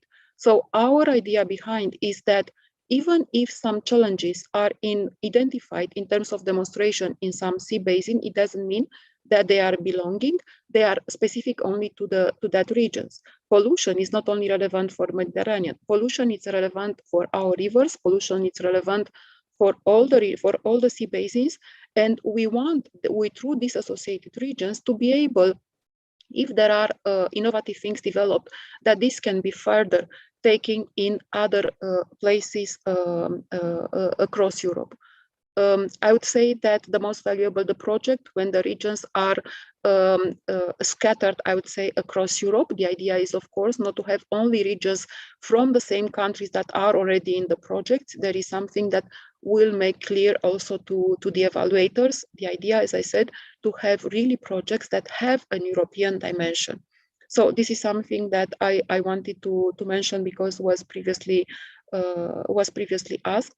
As well, the part of citizen engagement and user involvement is extremely important. And another thing, ideally building on previous successful projects. We have already supported through Horizon 2020, but also FP7 and all of them before. I would say successfully research innovation actions, but sometimes these actions are not taken up to the next phase. We want that all the previous research demonstrated projects are not staying, I would say, in a drawer, but they are bring to life. They are taken and integrated in this, I would say, next phase in the innovation actions.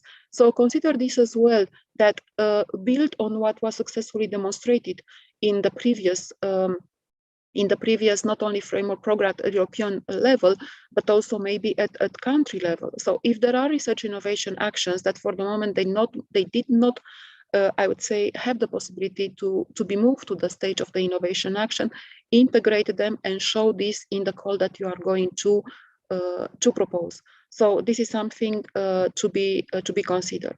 Now, eligible for funding, there are the EU countries. The member states, including, of course, their outermost regions. Do not forget that we have the outermost regions as well, and they have also challenges, and maybe it will be good in some projects to see even among the associated regions how we can involve them. It will show a nice, I would say, collaboration across Europe. Then the non-EU countries, the countries that are associated to Horizon Europe, as an example, Turkey, but not only.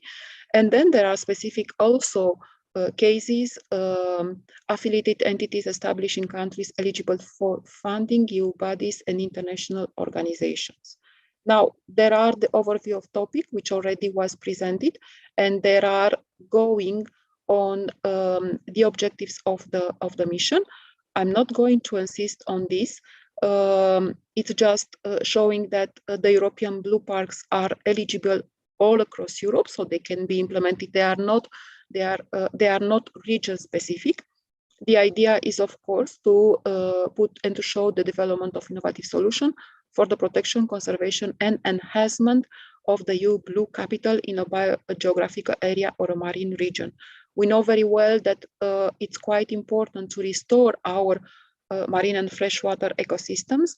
There are a lot of things that can be addressed here, and just think of the challenges that we have in front of us with in terms of blue carbon.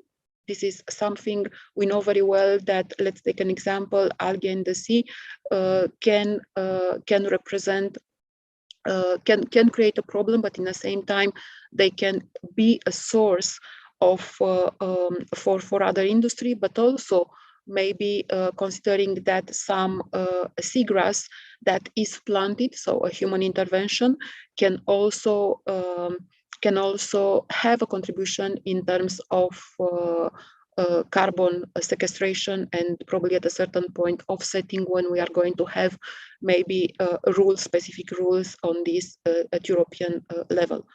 Then protection and restoration, it's also through the Danube. Here we are speaking about the freshwater ecosystem, but also Atlantic and Arctic, as previously I mentioned. So here, again, we are speaking either of freshwater ecosystem, but also marine and coastal ecosystem. Danube, considering as well that it has included the delta in the main tributaries, we wanted to be able to include also the landlocked countries. So I think as well that when you are building some projects, if there is a river ecosystem, they may be regions in Europe that even if they are not, let's say, a coastal region, they may have challenges that are common to some of the others in terms of looking from the freshwater ecosystem. So also can be considered not only in the Danube, maybe in some other projects. Again, the same things that previously are mentioned. I don't want to repeat them. Then Mediterranean, it's plastic and microplastic. This is what we are going to address this year. If you want to address other things than this, I will say that be patient, because the other pollutants are going to come as well. So we know very well that plastic and microplastic are a clear problem for and identified as one of the priorities to be dealt in by the current Commission. So then look at this. So this is the topic as it is. As I said, again, there is the principle of associated regions. So I think that we are asking at least 5 to be included. Then the blue economy, we are going to Baltic and the North Sea, and here we are having a demonstration for innovative solution for the sustainable seafood farming. But we have also from special to systemic governance of multiple maritime activities. Here we can have as well the principle of multi-use platforms developed. And then we have all the coordination activities that are going to support us to build the lighthouses at the level of different basins. I think that probably I'll stop here because most of the things were already mentioned. We have the enabling activities, and just to have the needed time to exchange. If there are any questions, I'll be happy to take them. And of course, that the PowerPoint will be available to you for future references. And if I'm not able to answer to the question, all the questions today, if I do not have time, or I don't know, there are too many, you can anytime come back to us, and I will be pleased to take any additional questions. So maybe I can see a little bit in the chat what was put in terms of questions. So associated regions already was mentioned. Plastic in the focus of the Lighthouse Mediterranean Basin. Are there an important activities in the other basins? yes, if you bring them, as I said, through the associated regions, you can bring them and they can be there. But if we put as an example for the Atlantic, that is going to be the restoration, we want as well to be able to have a concentration on this. It doesn't mean that at a certain point, the regions that are associated, let's say in Mediterranean in terms of pollution, they cannot later bring activities in Atlantic based on this, based on what they learned from the Mediterranean one. Then we have, as a Slovak, we have one small artificial sea in the west, the Sarava, and okay, practical rivers flow into the Baltic and Black. At the same time, it springs. Therefore, the question is that since we have the above equipment, we'll be able to implement in our territory, or where is the greatest pollution. The idea is to find, at the end of the day, you cannot implement it alone. If you want to work through the Horizon Europe, you have to have in mind that there are the rules which are requesting to have at least 3 countries from the basin that is addressed in the respective call, and to build the projects with a consortium based on the rules that are mentioned. Probably if you want to work on something smaller, it's not necessarily Horizon, I would say, the best. You should probably find partners in the countries that are interested, and to see which are the form of support. So it's to see what is most beneficial for you in terms of having this technology deployed in different regions where it might be relevant. How do we establish links with other mission activities? Other mission activities, I mean, there will be the platforms that we are going to put in place. So if you are speaking about the activities of the mission Ocean, yes, these are the support actions that I mentioned that are going to be put in practice in order to allow us to build those lighthouses that are going to bring the community together. So through these platforms, we want as well to create links with other missions. So our ambition is also for the next calls of Horizon to be able to bring together not only, and to have calls not only addressing the priorities of the mission Ocean, but to see as well how we can link with others. Just to give an example, we are aiming to have a joint call with the mission cities. We know very well that there are common challenges for the coastal cities, common challenges both for mission Ocean, but also for the mission cities. I don't know if there are any other questions. I try to address them all. If not, as I said, anytime you can come back to us. You can come back to myself if there are any questions. I'll be more than happy to take them. Now, have in mind, as I said, that we want to discuss with various stakeholders the implementation charter, and we'll be happy to share with all of you if there is any interest this, and to see what is your input to this. If you are happy with what I said, I'm happy as well. And let's work together, because as I said, what we want to achieve is not a mission that is going to be implemented only in some countries, but in all the countries, and all the sea basins. And we know that the sea basins are not only belonging and that they do not have challenges only for the European Union countries. Thank you very much. Thank you, Andrea. It was very comprehensive and informative, and thank you also for the updates regarding the mission. And I think it's time for us to move into the pitching session. We have 11 participants today who will present the project ideas. I believe in that.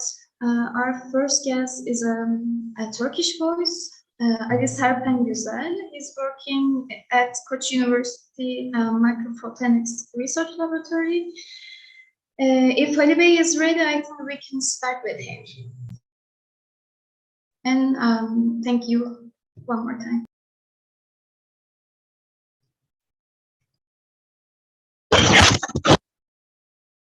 Hey. Hello. Hi, Ali Bey. Nice. Thank you for this opportunity. Do we have the presentation? Or? Could you share your screen and open your presentation with us?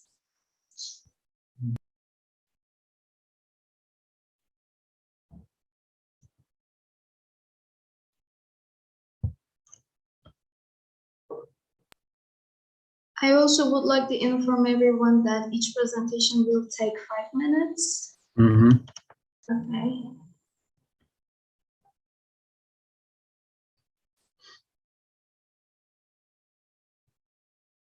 Okay. Okay. You will start the presentation. I just go through it, right? No, we would expect you to share your screen. Oh, yeah. I'm sorry about that. Okay. Okay, hold on. Yeah. Okay. Sometimes it is the other way around. So. Okay. It's quite okay. You are the first speaker, so. Okay. So. Okay.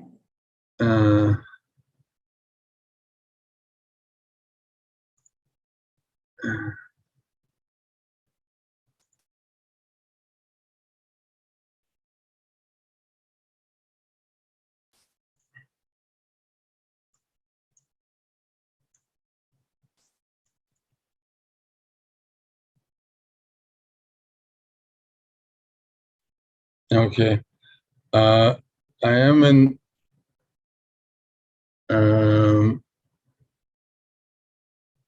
terminal mode, so hopefully the presentation will be okay.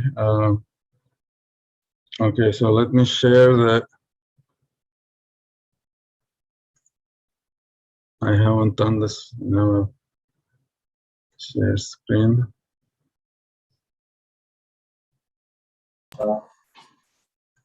Okay.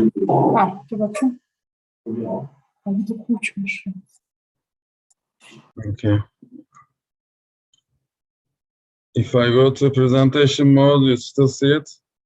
Okay, now it looks okay. Okay. We are not able to see it in the presentation mode, but I can ask from my colleague to share this screen for your presentation. Okay, yeah, thank you. Thank you, Kemal. Yeah, thank you so much, yes. Okay, so this might not be the latest. It's okay, it's okay. So I'm Ali from Koç University. We are an experimental photonics optics group. We do spectroscopy, basically. We take spectra. This is a little explanation about what we do, the laboratory. So we do mostly experiment, but we also do a little theory and some numerical analysis. So we will be happy to apply this into the nautical domain. Thank you. Can we go to the next? Okay. So this is a little overview of who we work with. So the web page of the group is, I shared it on top, Microphotonics QEDUTR. And we got sponsored by TÜBİTAK, European Commission, and EOARD, and we work with European partners, US partners, and then some partners in the Far East. Okay, thank you. So this is a typical setup in our lab. This is what we call a telecom setup. We use telecommunication, near-infrared lasers to do spectroscopy. This is one example of spectroscopy where everything is in the lab, but it's also possible to go into the field and then have the emitter, the lasers and detectors, and then sample the field. So here the sample is between the emitter and the detector. It's a silicon sphere in this case. so everything is nice and tight and controllable. In the field, it becomes a little bit more difficult to acquire the signal. You cannot darken the room and things like that. But colleagues do it. So next, please. So I found two calls that are of interest. So to do with mostly with the Mediterranean, since we have a large shore on the Mediterranean, and one of them is the Mediterranean. They are both lighthouse projects, and then one is to coordination activity, and the other one is a research, I believe, research innovation activity. So we'd like to collaborate on these calls, and maybe also some similar calls. I put this as an example. I realize there are many calls. Okay, next one. So these are, this is my contact information. I'm located in Istanbul, Turkey.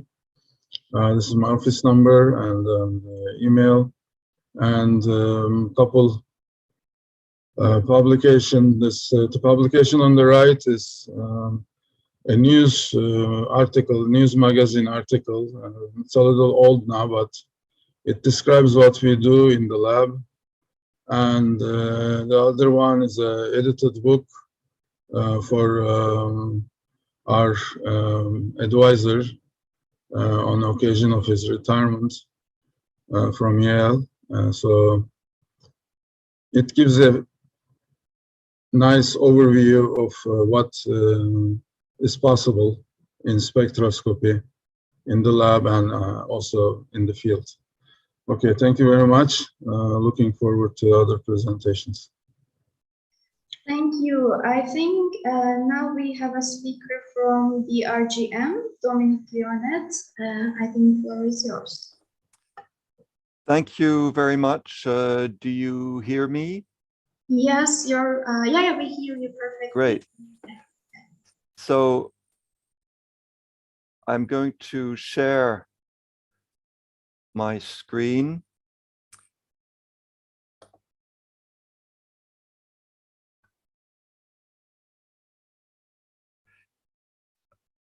Hopefully you see the screen with my presentation.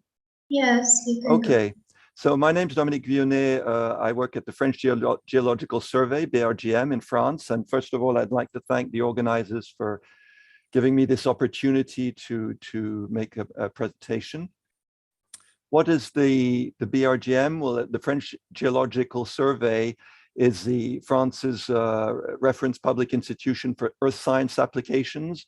So we conduct scientific research, support to public policies on various topics, including anthropogenic risks, contamination of soils, of water, etc.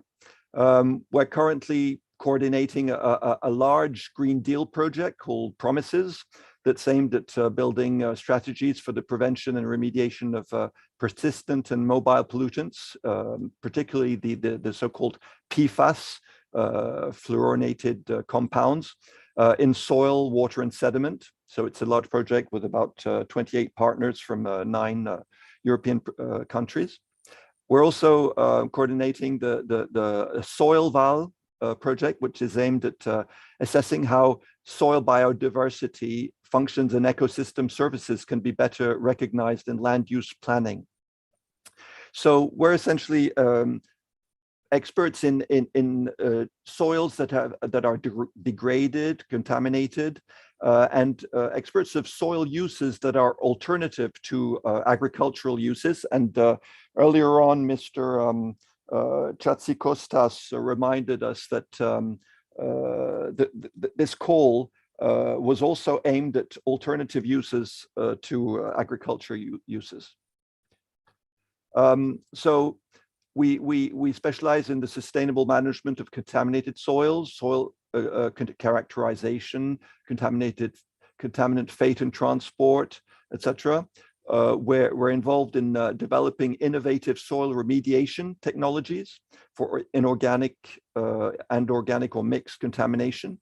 And we manage a national database on urban soil quality as part of a French consortium on soil database, which is called the GISSOL, which is managed by the French Institute for Agricultural Applications in Soil, which is INRAE.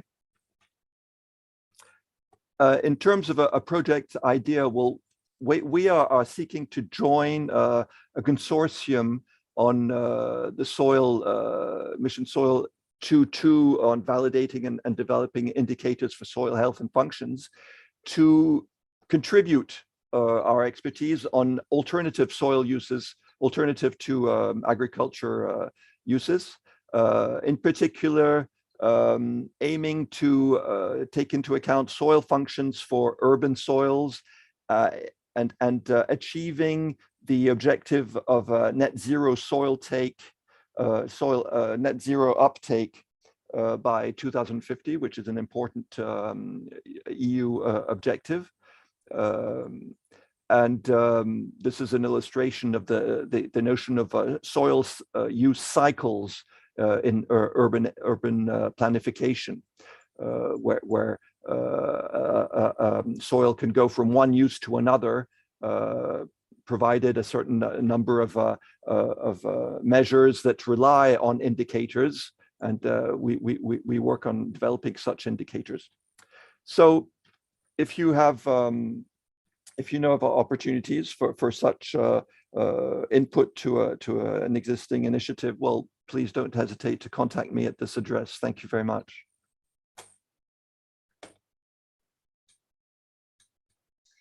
Thank you. And I think now it's for Roman Lechner's presentation, and he's from Sail and Explore Association. Thank you. Yeah. Just a second.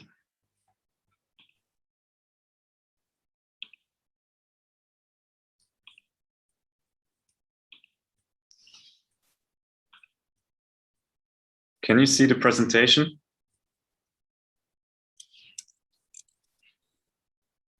Yes, but it's not in the presentation. Now? Now it's okay. Now it's okay. Okay. So, hello everyone. My name is Roman Lechner. I'm the co-founder and scientific project leader of the Sail and Explore Association. The Sail and Explore Association is a highly unique European non-for-profit marine conservation organization. We're conducting scientific sailing expeditions on the topic of microplastic and also nanoplastic.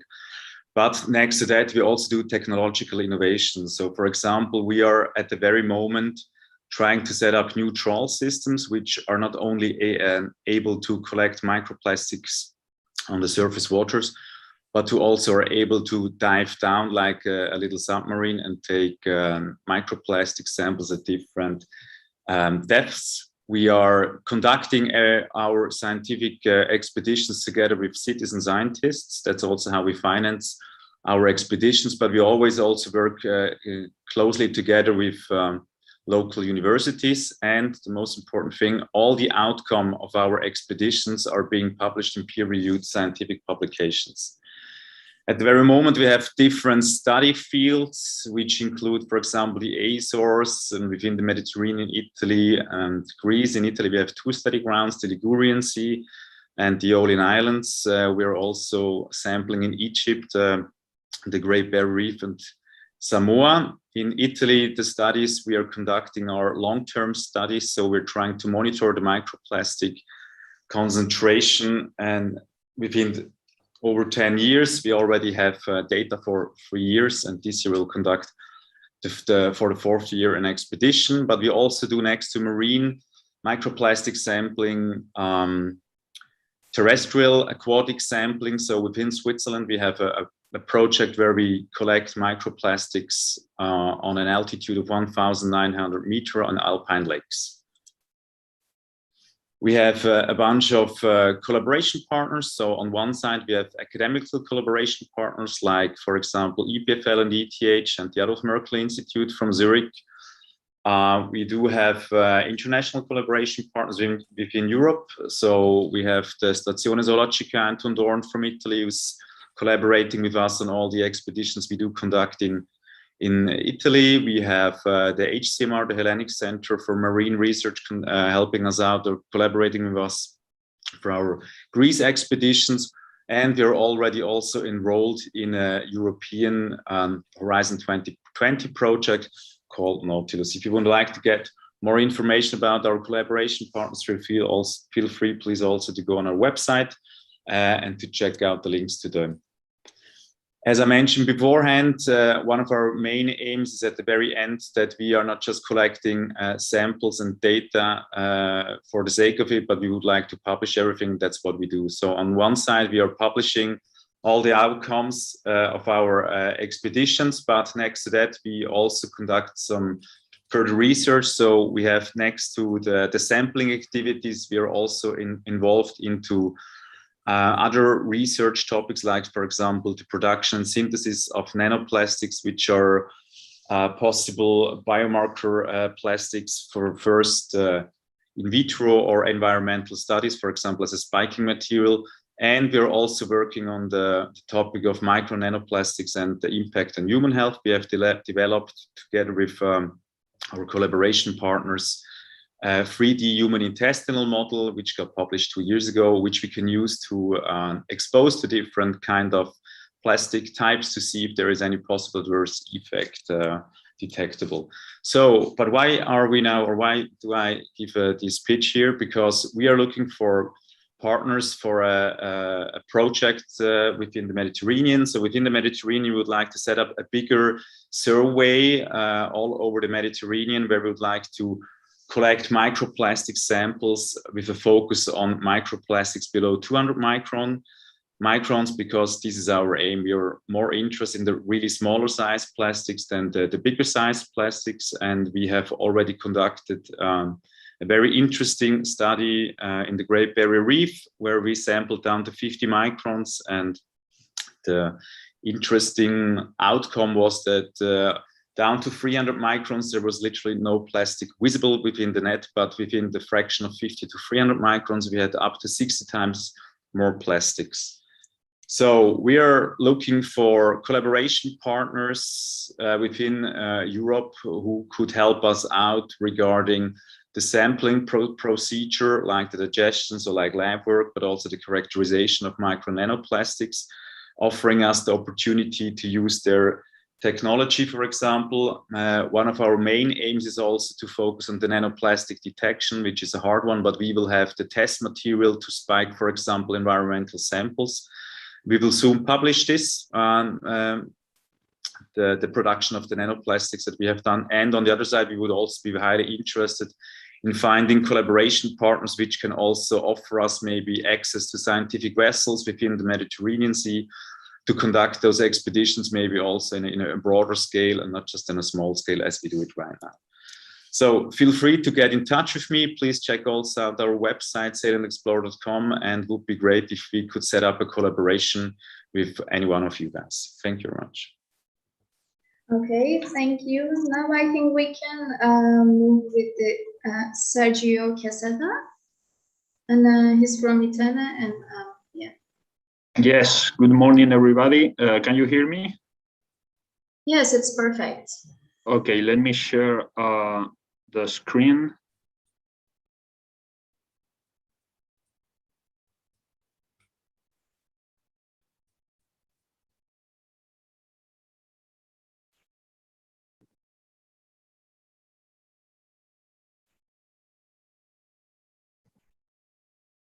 Can you see the presentation? Unfortunately, we're not able to.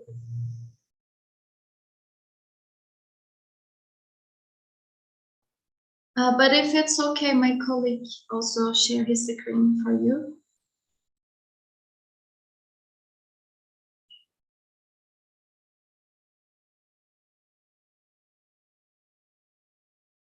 Okay, it seems there is an issue with sharing the screen. I don't know why. Okay, just wait 5 seconds.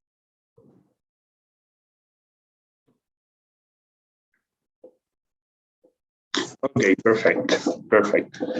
Okay, thank you. Good morning to all. First of all, many thanks to the organizers for this great opportunity to present our technology center in Dene, and especially the results of our European project Sea Life. I am Sergio Casada, and here I am coordinator of European proposals from India. Next slide, please. We are a research and technology organization in Valencia, Spain, founded in 1994. Currently, we are about 200 people, 25% doctors. We have about 3,000 square meters of laboratory. At the beginning, we were a technological center devoted to packaging, but we have grown really fast in the last years, and currently we are a very big multi-field research in material science, in waste revalorization and recycling, in biosensors, safety, transportation, and along, etc.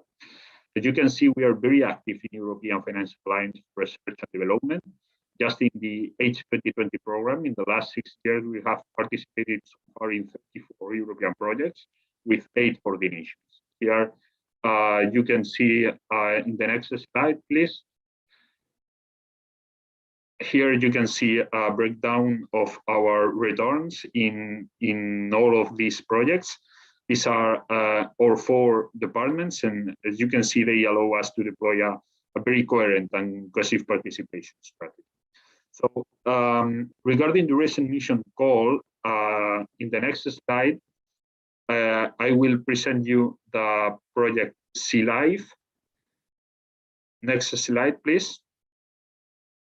Okay, Project Sea Life is called the Sustainable Solutions for Bio-based Plastics on Land and Seas. As you know, the majority of pollution in seas and in island waters comes from several plastic items. So here we develop bio-based, biodegradable plastics for manufactured items.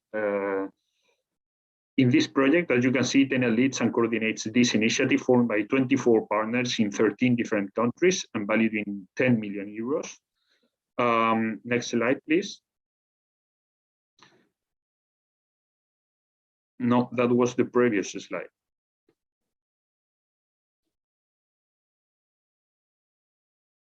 Okay, thank you. Our goal in Sea Life is to put in the market advanced bioplastic products for marine applications. In this project, we have exploited sustainable biomass from the seas, microalgae or organic waste to produce new advanced bioplastic materials like PLA, PHA, and novel blends. And we have also developed effective management of the end of life by developing high-end sorting technologies to avoid cross-contamination of bioplastics. We are validating that all materials boasting and biodegradability in soil and marine conditions. Finally, this raw material is being validated in different applications, both in land and at the sea. And in addition, we are generating new scientific and technological evidence as a basis for new regulatory and normative initiatives that allow effective action in the Union's environmental objectives, but also the deployment of new business models. Next slide, please. Here you can see the demonstrations in Sea Life project carried out in 5 European countries and in Argentina through companies and networks specialized in the target markets to deep relationships in the industry to optimize the arrival to the market. Next slide, please. But of course, what do we want is all these achievements not to go unused. So we are focused on the goal Mediterranean Sea Basin Lighthouse, actions to prevent, minimize, and mitigate litter and plastic pollution, not just based on Sea Life. So we are looking to contribute with a lot of background and expertise. We can design demonstrators thinking on the best end-of-life options and products, promoting and facilitating their efficient reuse and recycling. We can develop new formulation and materials based on polymers, able to be recycled, compostable, or marine biodegradable. We can develop new formulation with improved properties using fillers and other additives. We can make ecotoxicity and human toxicity tests for the new products and processes and to assess environmental impact. We can identify relevant stakeholders and develop knowledge output pathways. In fact, next slide, please. we are currently working and counting on a lot of interesting partners in this call, including all the consortium from Sea Life, and also in communication. We are also in communication with Marine Recycling Cluster from Norway and other Baltic countries. So we are looking widely open to build a consortium for make a strong application for this proposal. So any interesting option of collaboration is, of course, very, very welcome. In the last slide, you can see my contact details, and just widely open to talk to all of you and to share ideas. Thank you a lot. Okay, thank you very much. I think we can move on with the next slide. And from Petronos, we have Alla Safranova. Thank you for being with us today. Hello. You can hear and see me, or? Yes. Good. Then I can share screen.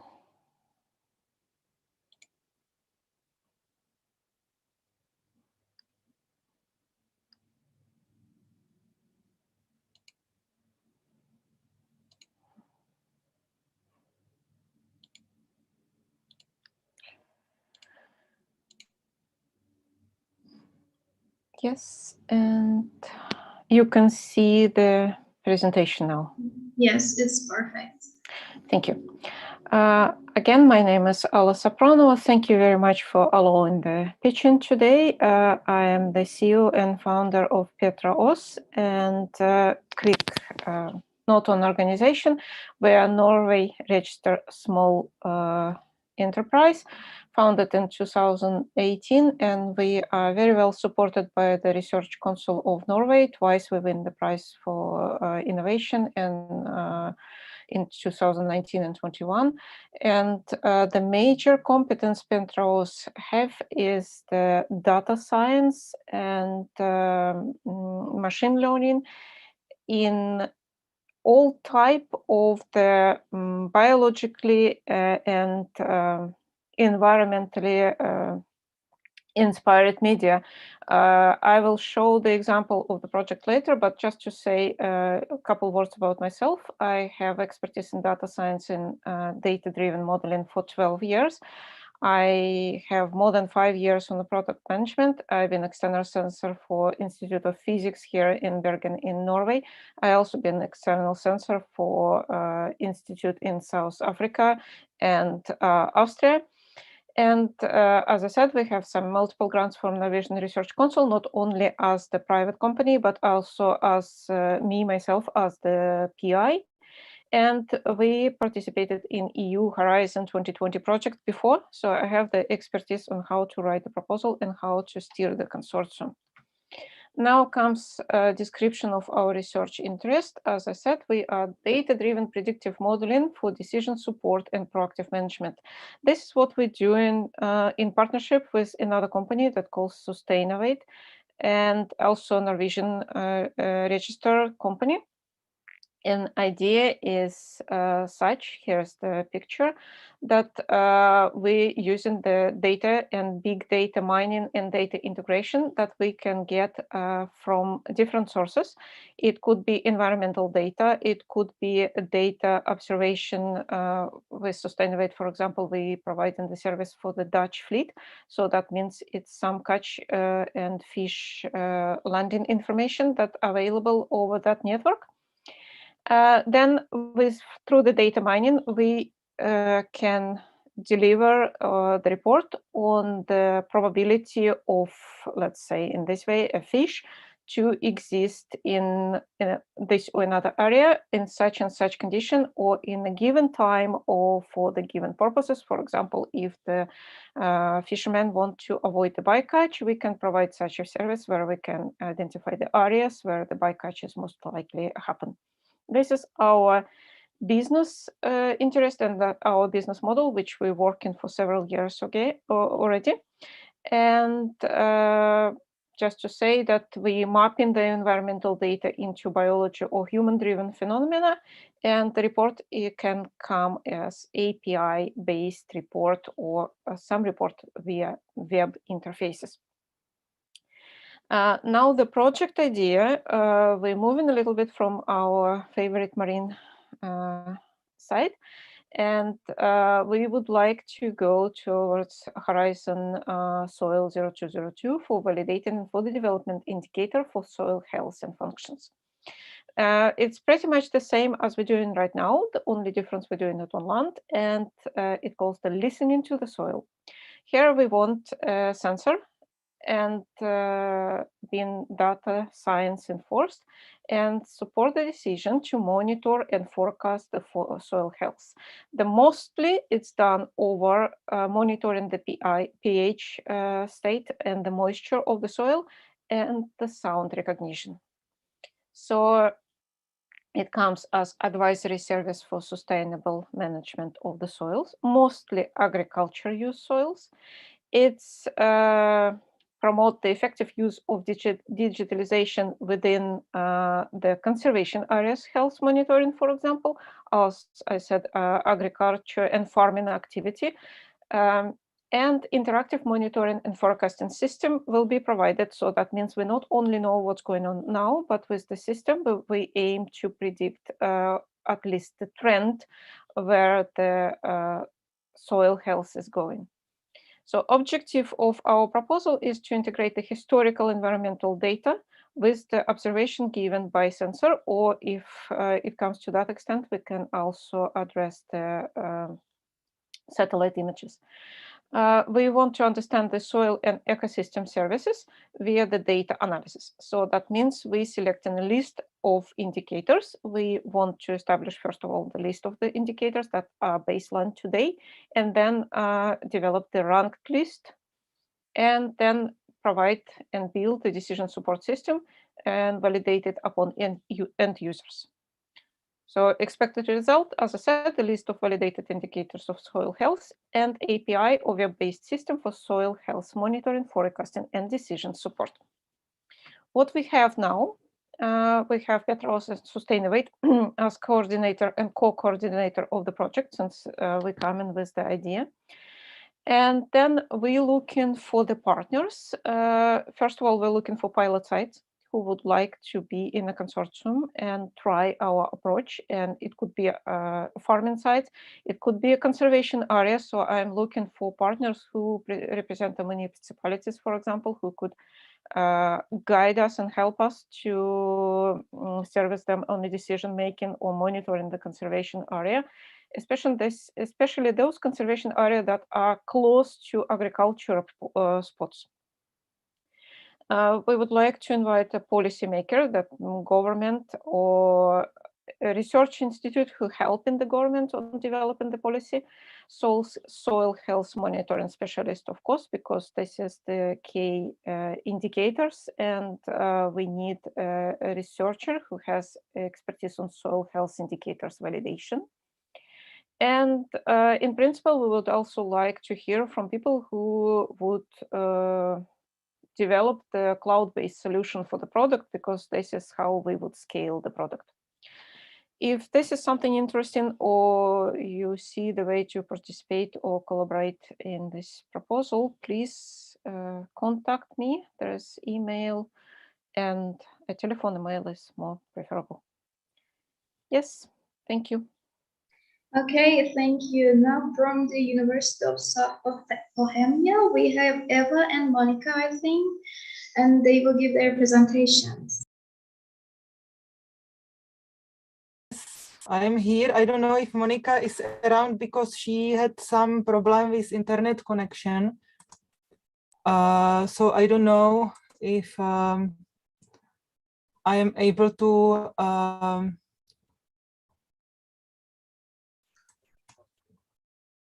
just I need to share screen. Okay, would you be able to cover her parts, because we're not seeing her name on the participant list?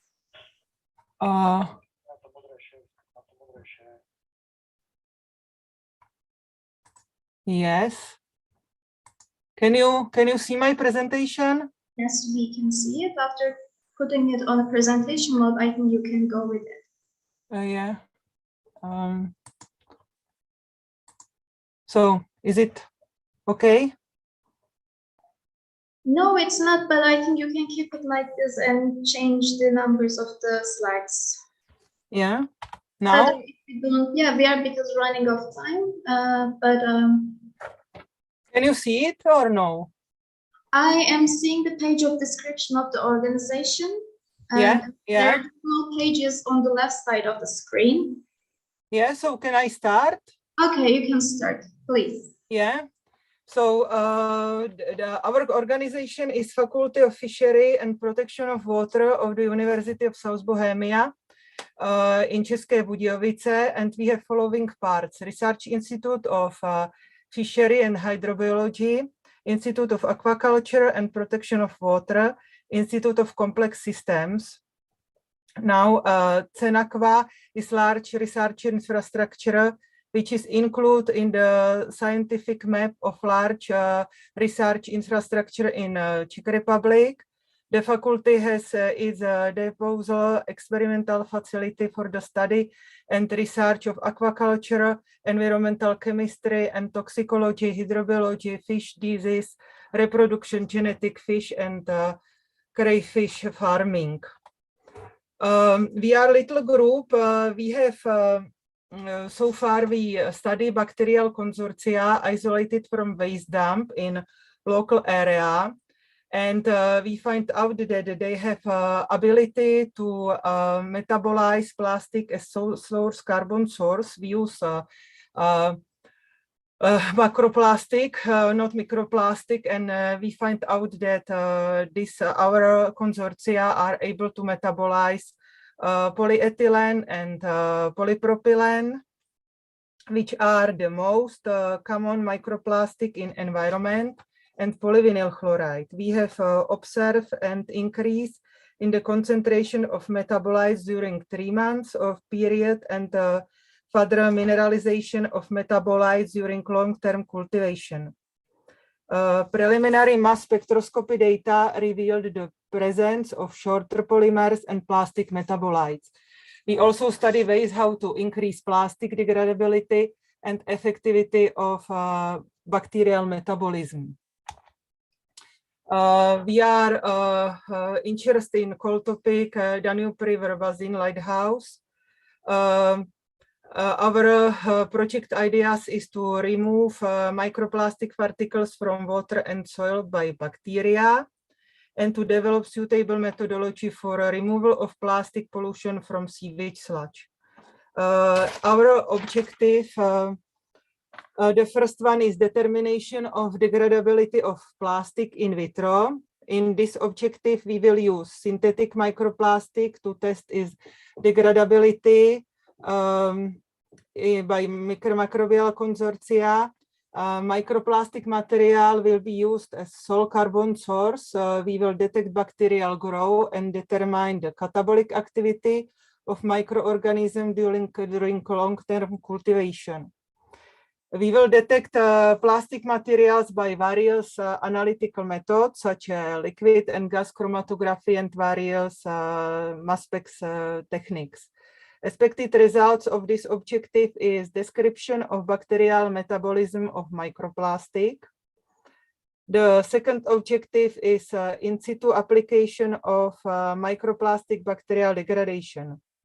In this case, we plan to inoculate bacteria directly to sewage sludge, separate from environment.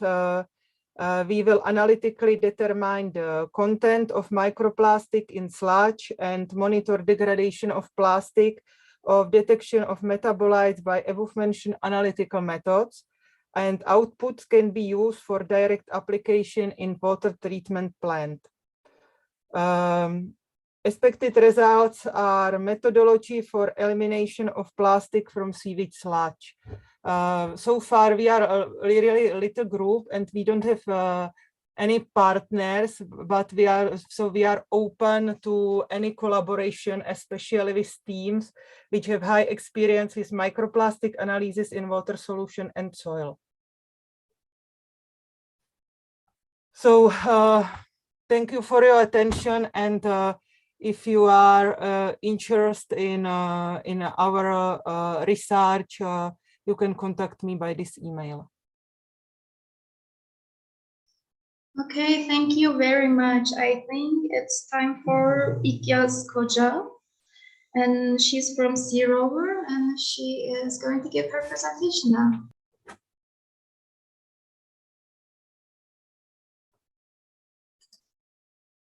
Hi, everyone.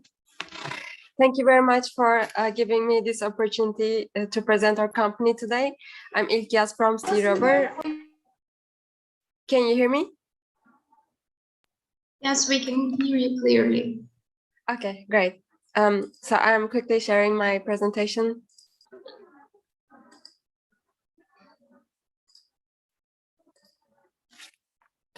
Can you see my slides changing? Unfortunately, we are not. Okay.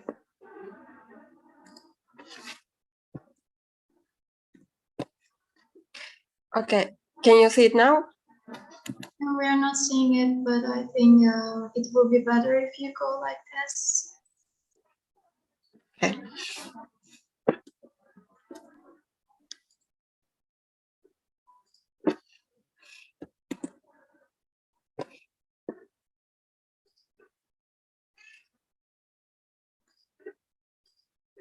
Okay. So hi again, I'm İlkaz from Sea Rover.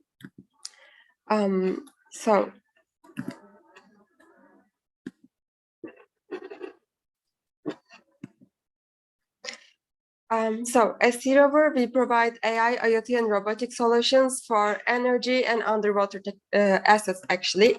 So what we do is we are developing technologies, predictive and preventive maintenance technologies, including robotics and AI, to monitor the health of the assets for inspection and for research missions. So in that regard, actually, we have a couple of different products and collaborations, such as one for wind energy industry, one for solar energy industry, and for underwater assets. So here you see our robots, actually. We are interested in restoring ocean missions, and we can contribute with our robotic and software solutions. So what we do is we basically have these remotely controlled or autonomous robots for underwater research missions. And we also do customized robots on demand or according to the needs of the consortium. So we developed all the hardware and software in-house. We have a team of 20 people here in Turkey, and we have all the production equipments required for the production. And so we do underwater inspection operation with our team of operators who gives the service of operation. And we also do, after the operation, we provide the analysis and reports about the inspection. And among our technologies, we do tunnel profiling, underwater profiling, 3D mapping, image processing, and so on. So in that regard, we have several collaborations, and one of them is actually we are developing an autonomous underwater robot which can detect the falling types underwater and level them, and can also detect the effect of these fallings for the ships, and that can detect the carbon dioxide emission detection.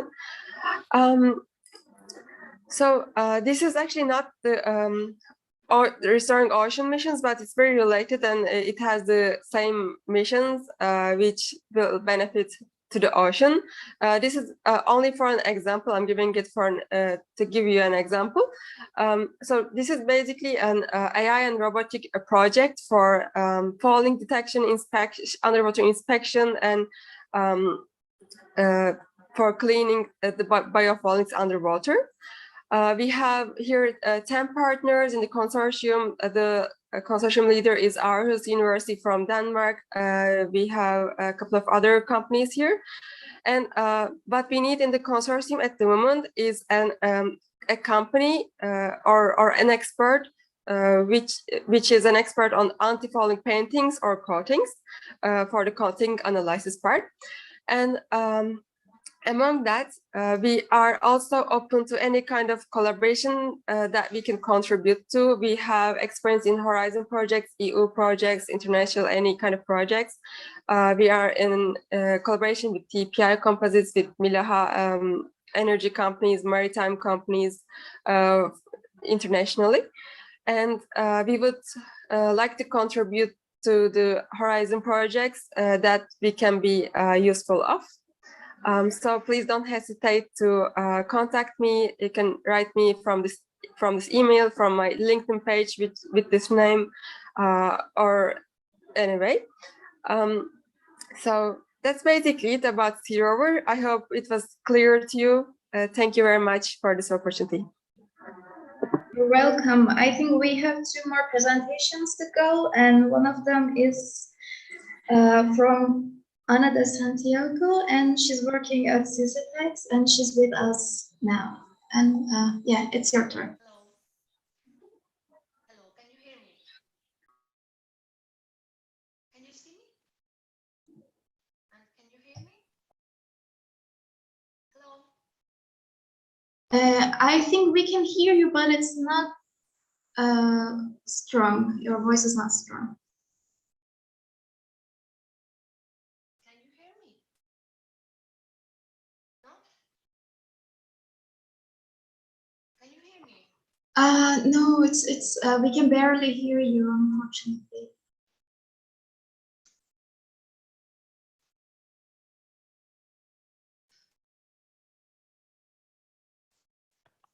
Excuse me for a moment.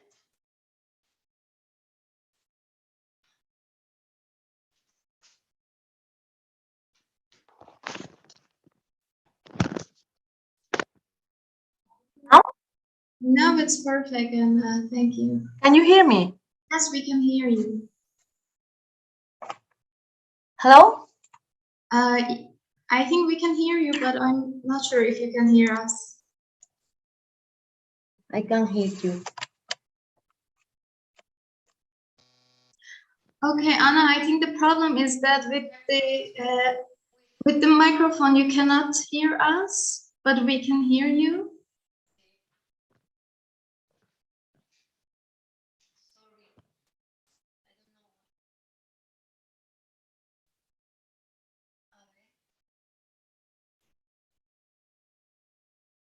Now?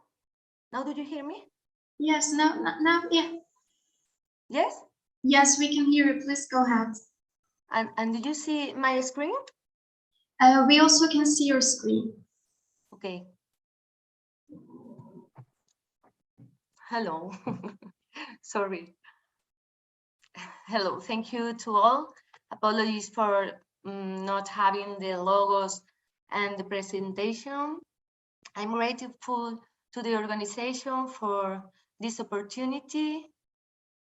My name is Ana de Santiago, and I'm going to expose a promotional profile to participate mainly associated to the topic validating and further developing indicators for soil health and functions.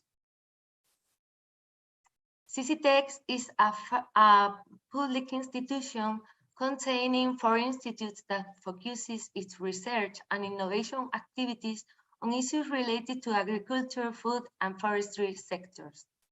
The work area I'm representing is crop protection group located at Finca La Orden in Badajoz. Our group has 3 lines of research, one focused on plant diseases, another line of malherbology, and the third related to soil management.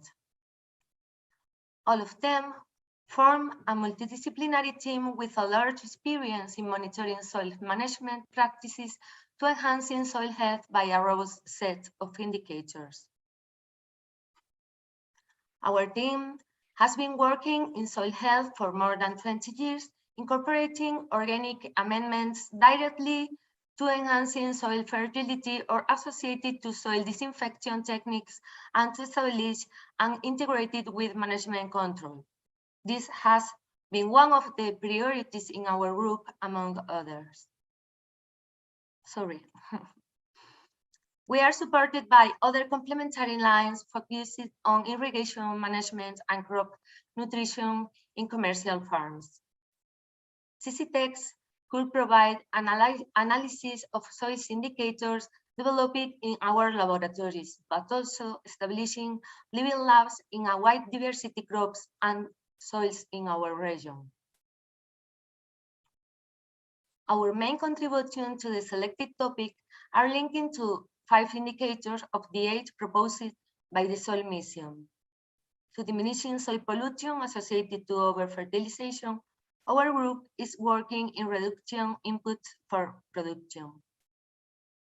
Increasing soil carbon, as I said before in the other slide, is a strategy implemented by our group, clearly linked to this end.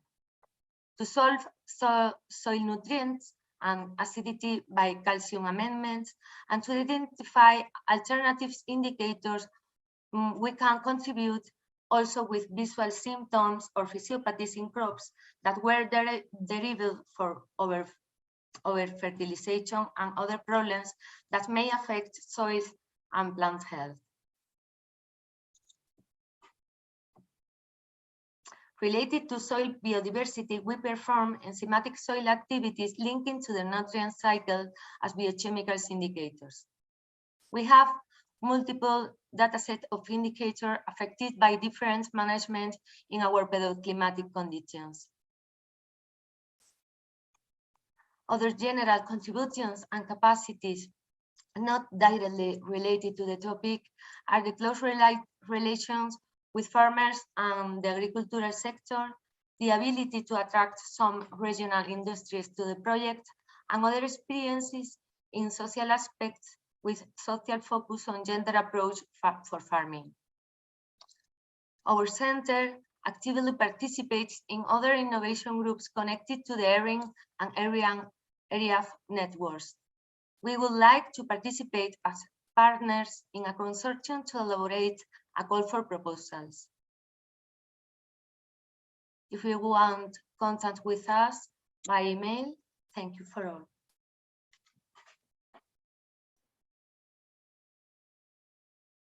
Okay, I think this is going to be the last presentation of today, and it will be from AIM Plus. Ms. Killer Redon with us, and thank you for being here. Okay, good morning. Can you hear me? Yes, we can hear you. Okay, perfect.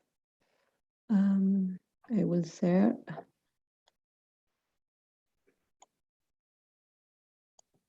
Can you see the presentation right now? Yes, we can see it. Okay. Perfect. Okay. Now better, I think. Okay, my name is Pilar Villanueva. There is a mistake in my name. I forgot the R. I see now. So I work in AIM Plus. This is the research institute in plastic here in Valencia, Spain. And we have more than 30 years of expertise working for the industry along all the value chains of plastics. We are more than 200 people working all together in our facilities. And as you can see here, we are covering the research and development in different kind of projects at lower TRL, but also at higher TRL, close to the industry. We have participated so far in more than 120 European funding projects, and coordinating most of them, around 40%. We, in addition to being participants or coordinators in proposals, we are very active in research and demonstrating activities, because we have different pilot plans related to the synthesis of polymers, making new formulations, evaluating the best end of life with different recycling technologies, etc. You can see here in this slide some of our main lines of research. For the topic I'm going to present in this speech, the most interesting is our recycling capacities, mechanical and chemical recycling technologies of different type of plastics or composites. But we are also strong in different kind of issues such as developing new plastic plants or reactive extrusion to obtain new biopolymers, or improving the properties of recycled materials that need to be upcycled to improve the value and include them in new applications in the circular economy. Okay, and well, you have here more research lines, but I don't want to go into detail in all of them. I would like to highlight that we would like to participate in the topic of CEAM 0301 that is related to prevent, minimize, and remediate the litter and plastic pollution. This is a list of the points that are described in the topic in the part of the scope, and considering the topic description. Sorry, here I would like to here I would like to highlight some of the lines that we could include in a proposal,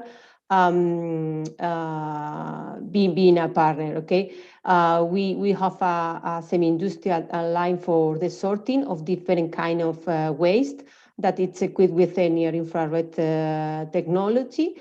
And together with this equipment, we'll have different equipment to make the mechanical recycling, involving grinding or other type of equipment for the separation, depending on different physical properties, and also washing and drying. Okay, one of the pictures at the right hand of the slide represents an equipment that we use to manufacture a new formulation. This is the upcycling process. When you are using a waste, you need to make a formulation to improve the properties and make it reusable for different applications. And I will show later some examples that we have produced with recycled material. Okay. Here I have included more actions that we could develop during a proposal, and one of them is the characterization of the different waste streams that we can collect from the oceans, related to bigger plastic components, but also related to microplastics in water. And we have also different equipment, extrusion and injection, pilot plant equipment to collaborate together with the industry to manufacture final products that can be useful for agriculture, for construction, etc. We are also very active in following the current legislation, that it's also important if we are introducing waste in final applications. And according to the topic, one of the lines that we could also develop is to develop new plastic components that can be that can have higher resistance and durability to increase the properties during the cell life of the product in the environmental conditions, the seawater environment. And we have collaborated in different projects related to the collection of marine litter. And in that sense, we are collaborating with partners that are working in the introduction of markers in the new recycled products, or in development of geolocalization tool for detection of lost items in the ocean. And another line that is the development of floating devices that can be used to recover the lost items in the sea. That most of the cases are from containers or from different kind of fishing gear. And here in this last slide, I have included some photos of products that we have developed in mainly in 2 projects, Oceanets and Repesca Plus, where we have introduced recycled product plastic in the development of textiles. For example, you have here leggings, that is a type of textile or clothes. Composter, that is can be used to obtain compost from organic waste. A plant pot, and also a kind of a plastic van that is used as urban furniture, and it has been placed here in the port of Valencia, Spain. And well, finally, yeah, I have included just like for this topic, I think that it's very interesting to find partners that can provide robots for the waste collection, not only in the surface of the sea, but also in the sea bottom. And yeah, here you have my email contact in case you want to write me if you are interested to coordinate or be partner in this topic, because we are now discussing internally if we can promote a proposal as coordinator, or we are going to join with a consortium that we can be very active in the proposal. Thank you very much. Okay, thank you. I think we are finishing today's event, but before closing this session, I would like to thank each and one of you who are involved in this organization, including the Ms. Çınar Öner and Mr. Serhat Yıldırım, who are basically the architect of this organization. I also would like to thank Mr. Çağrı Yıldırım. He's a senior representative of our project, which is now dedicated to Horizon Europe. And I couldn't stop myself to mentioning about my appreciation and my thank to today's presenters, speakers who took their time and enlighten us.